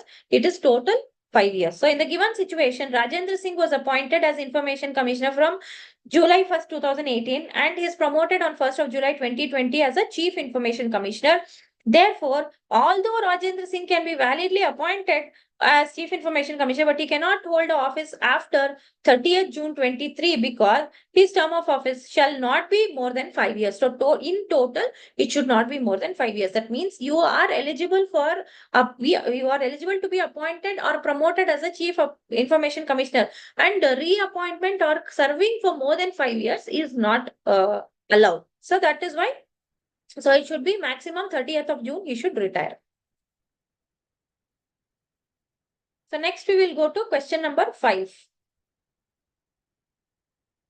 So question number 5, if you see, it is again, both the questions are direct questions only, but it carries 8 marks each. So depending on that, you should, write the answer. You should write the answer in the sense, say, as I already told, it's not about the length, but when your marks is for 8, it's for 8 marks. And if that question contains like 8 points, you can't write only 4. If it is for 4 marks, if the answer has, like, for example, a question, maybe to take as validity of custom essential conditions to consider custom as a valid custom. So there are 8 points. Okay, if it is only for 4 marks, at least 5 points if you write, 5 subheadings if you write and give the explanation, that can be sufficient. But if it is for 8 marks and if that concept or that provision contains 8 points, means all the 8 you have to answer. Okay, in that you cannot cut short and tell only 4 I will write, because it is for 8 marks. You should write all the things, okay, whatever is there in that provision. So that is what I'm trying to tell. So length, just to increase the length, you don't add extra points, something irrelevant points and all, don't add. But if it is for 5 marks, minimum 5 points or 6 points, whatever. See, if that answer has only 2 points, means that provision only is having 2 points, means write only 2 points and end the answer. No problem. Don't add anything to it. That is what I'm trying to tell. But if that provision has some 8 points, you have to, you are having 8 points in that answer, means if it is for 8 marks, write all the 8. Don't cut. Okay. So don't cut it short or anything. So that is what you have to see in the marks, dependent on the marks. So same question like Evidence Act, if it was for 3 marks, write only 3 points or 4 points. Okay, one extra. Okay, 4 points you write. But if it's for 8 marks and if it has 8 points, don't leave anything, write everything, because it's for 8 marks. So just to increase the length of the answer, don't add any irrelevant things. So relevant answer only is there, 8 points are there, means you have to write everything. Okay, so we'll see the question number 5. That is, under Indian Evidence Act 1872, there are some facts of which evidence cannot be given though they are relevant. What is this? So explain. That means what? They are asking about privilege communication. Even though they are relevant evidence, you can't ask. That means what? They're all privilege communication. So all these, provisions related to privilege communication, how many ever points are there? Everything you have to write and explain. Okay, we will see this. So you have to write, see, first you have to give some introduction, like there are, in Evidence Act, there are some facts which cannot be, of which evidence cannot be given, even though they are relevant. See, they're all relevant evidence only. Still, you cannot ask, you cannot compel that you have to act as witness. Like a communication between husband and wife, between an attorney and the client. So all these are privileged. So you can't ask, you have to give the evidence or you have to come and act as a witness. You can't. So that is a privileged communication, which is given by the Evidence Act only. So that is given from section 121 to 129, where evidence is prohibited under those sections, and they are also referred to as privileged communication. They are only called as privileged communication. So witness, though compellable to give evidence, is privileged in respect of particular matters. See, usually you can compel the witness, you can tell, see, you have to come and you have to, act as a witness, or you have to give this evidence, all these things. But in case of privileged communication, our Evidence Act only is telling, see, you can't, ask these witness to come and stand before the court and give the information. So they need not disclose. So we will see what it is. So evidence of judges and magistrates. So that is 121. So this also subheading, properly you have to write and give the explanation, because it is for 8 marks and it is a scoring question only. So no judge or magistrate shall, except upon special order of some court to which he is subordinate, be compelled to answer any question as to his own conduct in the court as, see, how, why did you examine this witness? Why did you ask this question? All these things we can't question magistrate and judge. We can't question about, as a judge or magistrate, his behavior, his conduct, we can't question. What did you ask him? What did he say? All these things we can't ask. Okay, unless if it is an order from the superior court, that is fine. That's okay. But apart from that, any special order is there, fine. Otherwise, it's a privileged communication. Then next one is communication during marriage. That is section 122. So between husband and wife, whatever they discuss, whatever they talk, the court or anybody else cannot compel telling, you have to come and tell this as an evidence. You have to act as a witness. Nobody can do that because it is privileged communication. So it is because it is based on the principle of domestic peace and confidence. So next, evidence as to affairs of state. When you are writing these words, you have to keep in mind that is unpublished official record. So these words, and if you see this privileged communication during marriage, it is this is based on the domestic principle of domestic peace and confidence. These words you have to make sure that you include in your answer. Okay, so these are unpublished, official record. So see, government maintains lot of record, okay, lot of files and lot of information. So these are unpublished. So published means it is applicable. It is there available for public viewing. That is fine. You can download it. You can take and extract all these things. But unpublished means they will also have lot of confidential information, confidential files. So those things which are not published, you cannot ask as a evidence. So no one shall be permitted to give any evidence derived from unpublished official record relating to any affairs of the state, except with the permission of the officer of the head of the department. So if the head of the department concerned, only if he says it's okay, you can share this as an evidence, that is fine. Otherwise, if he doesn't give the permission, unpublished official records of the state will not be considered as a witness, and you cannot compel also, you cannot ask also. Okay, next one is official communication. So that is official communication, which is, which happens between the officers of the state. So all these things you cannot ask them to, like how police officers are discussing, like how to carry on the investigation, or, how to get the, evidence, or what has happened in this case, all these things. And or they maybe they're planning to arrest a person. So all these things, what you are doing, what you do discuss, you can't ask, or you can't ask them to publicly come and give it as an evidence. So those things also you cannot ask. It's a privileged communication. Then secret informants means we will make an anonymous call to the police station, and I'll tell, see, this person is murdering this person, or this person is kidnapping this person, or this person is holding a lot of cash at home. So I'll call income tax authorities and tell.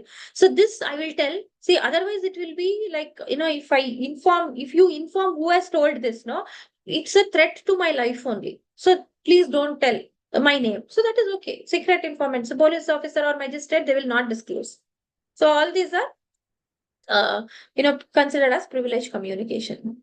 Then professional communication. Communication is with the lawyer or a vakil, or, employer, employee. If something, so many things they will discuss. No. So if you go and ask the lawyer only what you and your client discuss, you have to act as a witness. Then gone. Nobody can practice as a lawyer only. So all these are professional communication which will be kept confidential. So these are considered as privileged communication. Okay, all this with the proper explanation you have to write. Next, we will go to 5B. So that is the discuss the grounds on which an arbitral award can be set aside under section 34 of Arbitration and Conciliation Act. So this is also a direct question, just setting aside. See, you can set aside. We know that, if there is an arbitral award which is passed, and if you are not happy with that award, you have an option to go to court and ask for setting aside of the arbitral award. Correct. No, you can ask for setting aside. So what is the provision, or what basis, on what grounds you can set aside an arbitral award? So we will see this. So everything you have to write when court finds, or maybe when what party has to prove in order to set aside an arbitral award. So everything you have to write. We will see this. Okay, so section 34(2) of Arbitration and Conciliation Act states that award may be set aside by the court only if the party making, see, party should establish this. These points should be proved by the party. That is a I was under some incapacity without giving an opportunity for being heard. Okay, because I could not attend only the any arbitral proceeding. Just like that, they have passed the award. So something like this, if as a party, if I prove these things, no any of this point, the arbitral award may be set aside. The first one, party making the application establishes on the basis of the record of the tribunal that a party was under some incapacity or arbitration agreement is not valid under the law to which the parties have subjected it. So arbitration agreement itself not valid, not proper agreement, like that if you prove, or party making the application was not given proper notice of appointment of the arbitrator. So whom you are appointing, everything you have to share it with the other party, no, in arbitral proceeding. Whom you are appointing as arbitrator only you did not tell. That can be a major ground for setting aside of the award. So but you have to prove. Or maybe of the arbitral proceedings you did not give proper information, or the arbitral award deals with a dispute not contemplated by or not falling within the terms of submission to arbitration, or it contains decision on matter beyond the scope of submission to arbitration. That means, see, if you can prove that, for example, now we are having a partnership form. Okay, we have mentioned in the partnership deed only that any dispute may be referred to arbitrator. This is okay. But if we have specifically mentioned disputes regarding profit sharing only will be referred to arbitrator, but regarding loan or any other dispute, if you have referred to arbitrator, that means in the arbitration agreement, whatever you have mentioned, no, that is the scope of arbitration. Beyond the scope, something which is not written in the agreement only, those things, if you give to the arbitrator to solve the dispute, then that is not a proper arbitration agreement. So if you can prove that, then the court will help you in it will set aside the award and it will help you in getting a proper decision. Or maybe the composition, that is, first in the agreement you have decided that we will have a sole arbitrator, you have appointed 3 arbitrators. Or maybe you have agreed 3 arbitrators we will appoint and you have appointed only solo arbitrator. So this, any of this, like composition is not proper. That is also a ground to prove to the court that the award has to be set aside. So, or maybe procedure is not accordance with the agreement, anything like this. If you, prove to the court, then court will set aside. So, all these points you have to prove to the court as a party. But the next 2 points, no, if court only finds these points, court will only say, yes, I will set aside the award. So, what is that? If the court finds that subject matter of the dispute is not acceptable or not capable for settling the dispute through arbitration as per the law, the time being in force. That means if you refer to arbitration, some criminal case, kidnap or murder, you go and settle with the arbitrator. That is not, as per the law only, it is not applicable, it's not proper. Then if court comes to know that some criminal case you have referred to arbitration, then immediately court will set aside that award. It says it is void.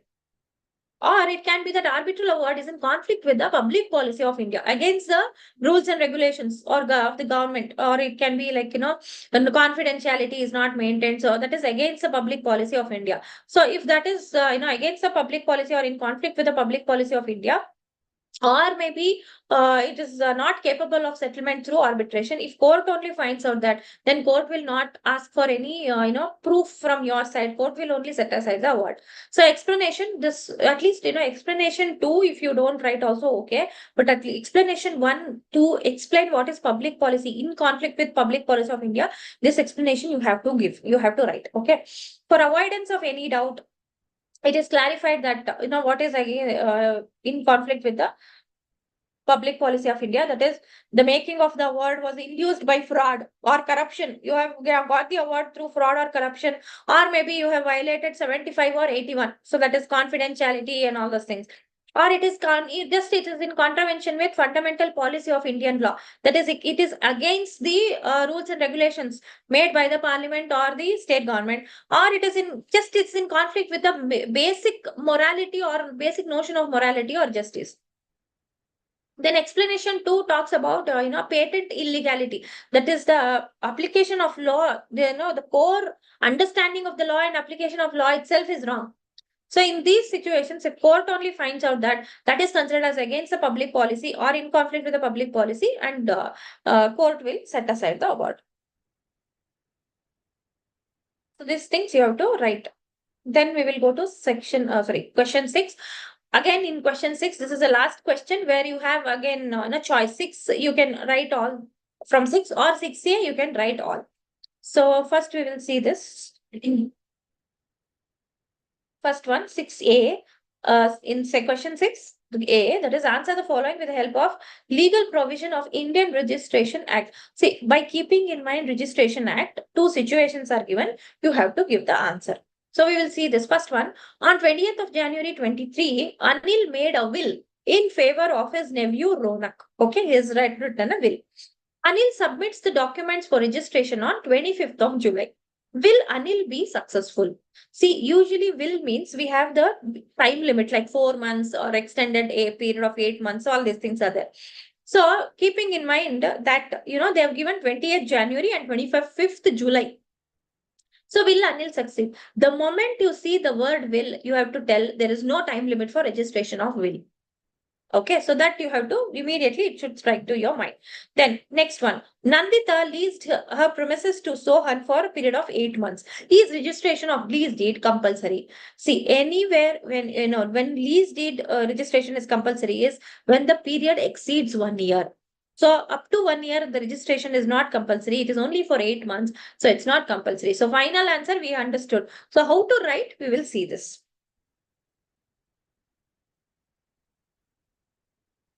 Okay, so see, section 727 provides that a will may be presented for registration at any time or deposited in the manner as given in 4041.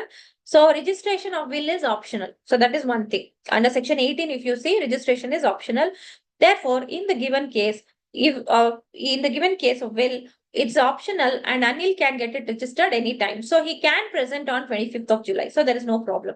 Then again, coming to section 18, it specifies that the registration 18 again is optional registration. So as per 18C, if you say lease of immovable property for any term not exceeding 1 year is optional. So in our case, it is only 8 months. So the registration is optional. It's not compulsory. Okay, next question. Explain the rule of nocite associ. What are the conditions when this rule is not applicable? Okay, so you have to explain what is nocite associ and when it is not applicable. So here, first paragraph, you have to explain completely about nocite associ. Okay, so it's what is the not meaning. It is known by nocite associ means it is known by its associate. That sentence is important, and it means a word should be known from its accompanying or associating words. So these things you have to write, and then you have to write about the when write about when it is not applicable. You can't apply nocite associ rule. Okay, so it is a sound principle in interpretation of statutes to lay emphasis on one word disjuncted from its preceding and succeeding words. Say 2-3 words they are given together, but even though they are not related, you make it as related. You consider it as related because that is how you have to interpret. You have no other option. Then only you have to choose this. So a word in a statutory provision is to be read in collocation with the companion words, and the principle based on this maxim, nocite associ, has much relevance in understanding the import of words in a statutory provision. So if you remember case law, you can write, otherwise no problem.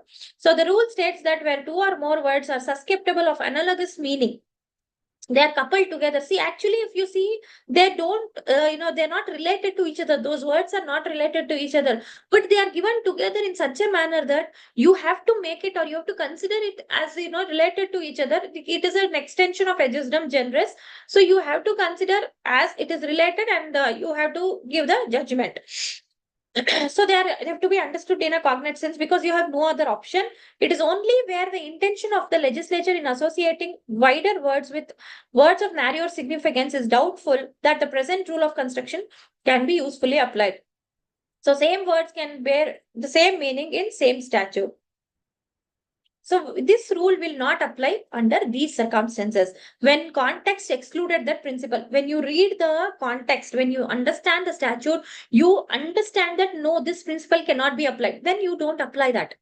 Or if sufficient reason can be assigned, it is proper to construe a word in part of an act in a different sense from that which bears in another part of the act. That is, one part of the act, this word means one thing. In another part, same word means different. See, because one word will have a lot of meanings. So in one part or one context, it is different. In another context, it is used in a different sense, means don't apply this rule. Or if you use it, it causes injustice or absurdity, or it is different context or different circumstances are dealt with. Then under these situations, you cannot apply nisi tara saucy. Okay, next one. Um, What are the exemptions of certain documents executed by or in favor of government under Registration Act? So, if the government, like revenue officer, on these things, optional. This one is given, not compulsory registration, optional registration. They're given when revenue officer, government officers are involved, or if they give the pata or the documents, then the registration is not required. The exemption is given. So, what are those exemptions? Those things you have to write.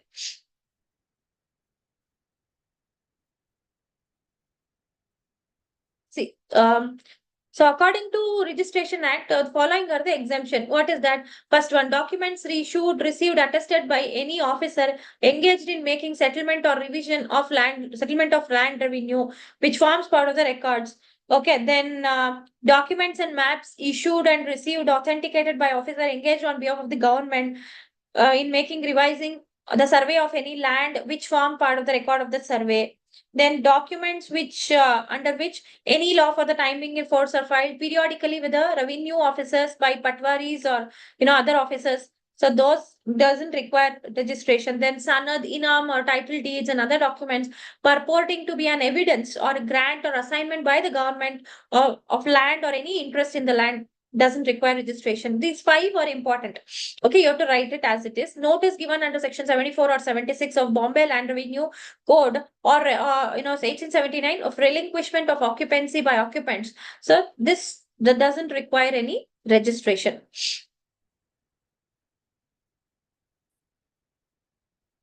Then we have next question, that is answer the following. They have given two situations. In keeping in mind Indian Stamp Act, you have to answer. Okay, we will see this. There is a contract of exchange. So this is exchange of property. My property you buy, your property I will buy. Okay, in this case, there is a contract of exchange in which Amit transfers his land to Sanjay in return. In return, Sanjay transfer his out to Amit, by whom the stamp duty should be paid. Who should pay the stamp duty? Okay, so in case of contract of exchange, section 29 of Indian Stamp Act says, it should be borne by both the parties in equal shares. Okay, then next they have changed. If it is a contract to sell and Sanjay paid money in return, would your answer be same? If it is a purchase and sale, not exchange, then what will be your answer? So that is one.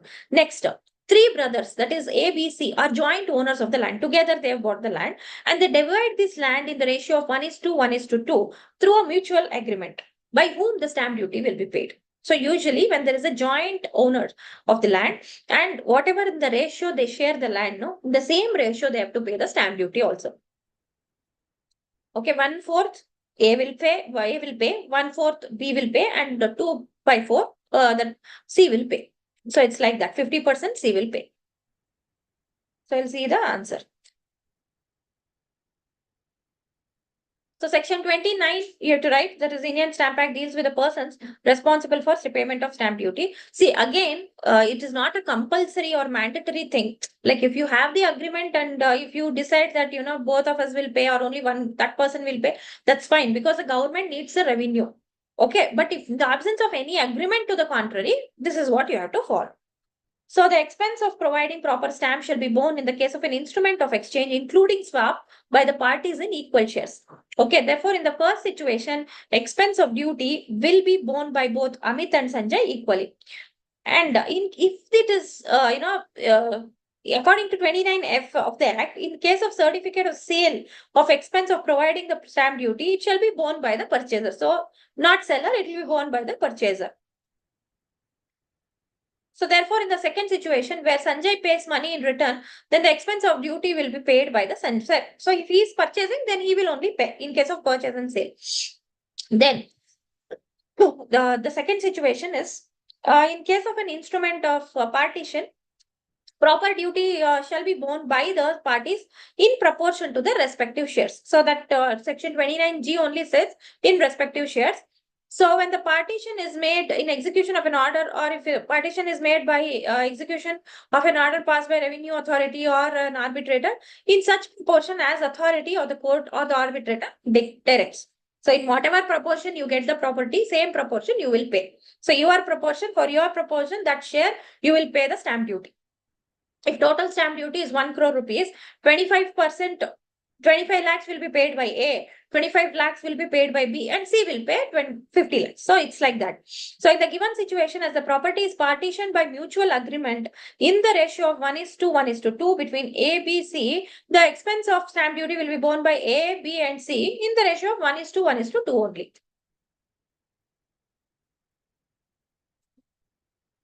So all the four done. Next, we will go to 6A.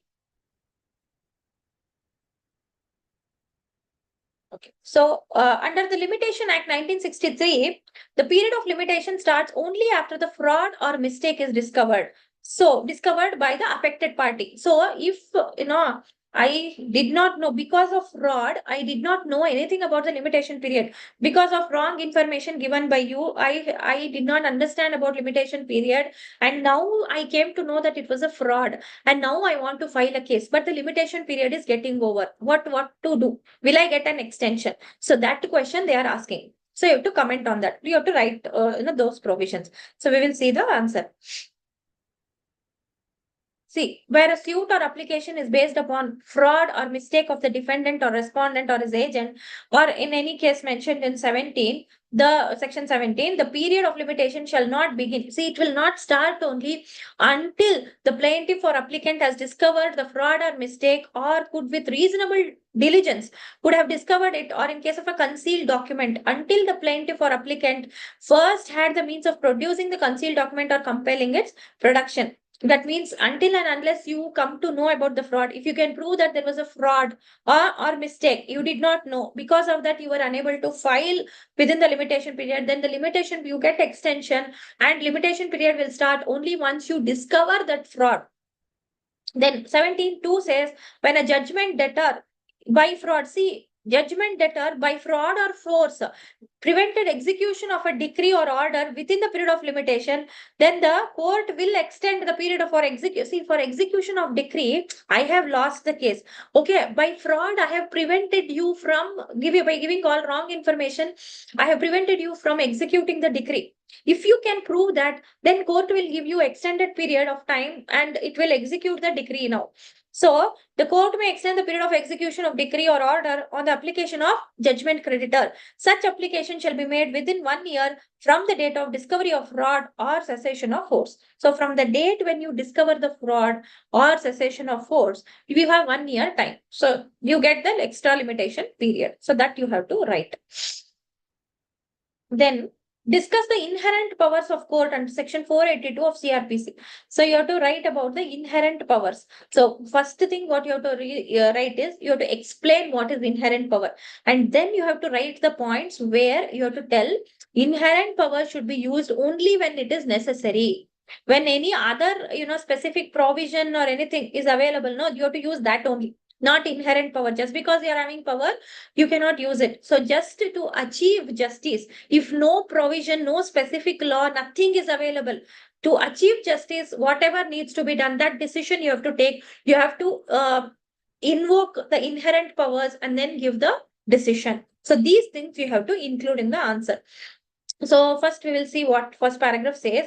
Yes, so CRPC 482 says it's one of the most important sections of the code, and it says that nothing in this code shall be deemed to limit or affect the inherent powers of the High Court to make such orders as may be necessary to give effect to any order under this code or to prevent abuse of the process of any code. See, you should not, in the name of the inherent power, you should not misuse, inherent power. In the name of inherent power, you can't give any decision. But the thing is, if any court is misusing the power, or if any other provision, any specific provision is not there to achieve justice, to give the proper judgment, if required, you can invoke that inherent power. It is there. So otherwise, to secure the end of justice. So the power of High Court under Section 482 of CRPC are it's partly kind of administrative and partly judicial. This is an important sentence. Then inherent powers under Section 482 include the powers to quash. It can be these things you have to add: quash FIR or investigation or any criminal proceeding pending before the High Court, or any you can quash investigation, you can quash FIR or any court subordinate to it, and their wide magnitude and ramification. So court can always take note of any miscarriage of justice and prevent the same by exercising its power under Section 482. These powers are neither limited or curtailed by any provisions of the code. So there is no limit. However, such inherent powers are to be exercised sparingly and with caution. That is what I told.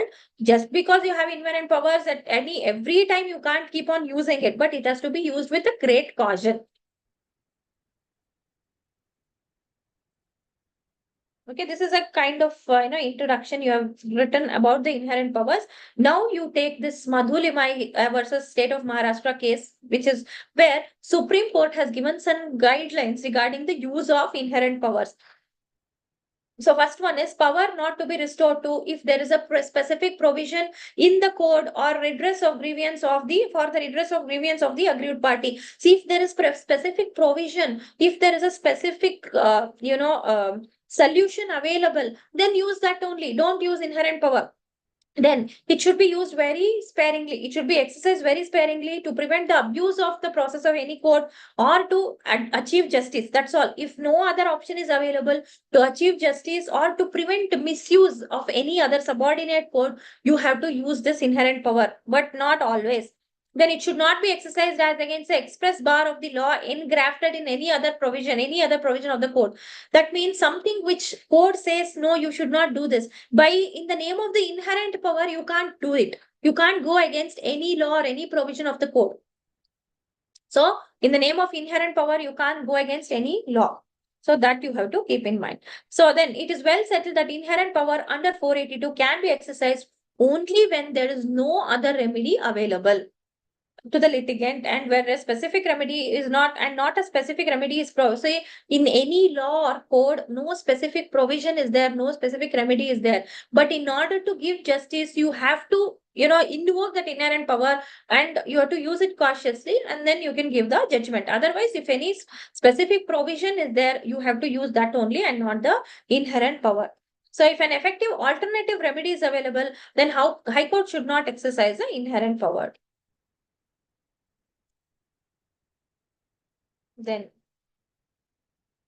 next, this is again direct question. What are the essential requisites of a valid custom to be legal and binding? What are the things, conditions that are to be present?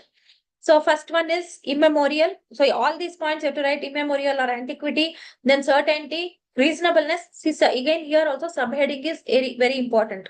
Okay, write the subheading and then write one sentence of explanation. Reasonableness, compulsory observance, then conformity with with law and public morality, unanimity of opinion, peaceable enjoyment, and consistency. Then last one. So under the IT Act 2000, Controller of Certifying Authorities issued an order on 1st of April 2023. See, again, they have given a situation. Based on that, you have to give the answer. So Deepak received a certified copy of the order on 3rd of April 2023. Okay, so he has got an order from the Controller of Certifying Authority on 3rd of April 2023. Deepak is dissatisfied with the decision issued by the controller of certifying authorities, and subsequently he filed an appeal on 3rd May 2023 against the decision to the appellate tribunal. See, from the controller of certifying authority, he has got an order on 3rd April, and he has received that he received the certified copy on 3rd April, and now he is not happy with the decision. He has to file an appeal. He is going to the appellate tribunal. So that he is filing on 3rd of May. So now, can he file this appeal? Examine the validity. So now you have to explain within how many days you can approach the appellate authority. As he has approached within these many number of days, whether it is valid or not, you have to tell. So these, like this, you have to explain.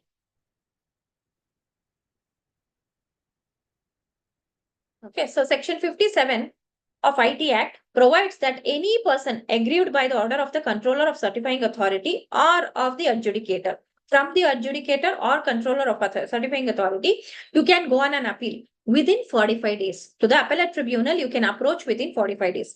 So that is the provision. Now take the situation given. So in the given situation, Deepak received the certified copy on 3rd of April, and he filed the appeal with the appellate tribunal on 3rd of May. So it's within the well within the stipulated time of 45 days. So his appeal is valid. So this completes the analysis of JIGL paper December 2023 attempt old syllabus. So I wish each one of you all the very best for your exams. Thank you. So if you have any doubts, you can contact our academy. So you can get in touch with us. Thank you.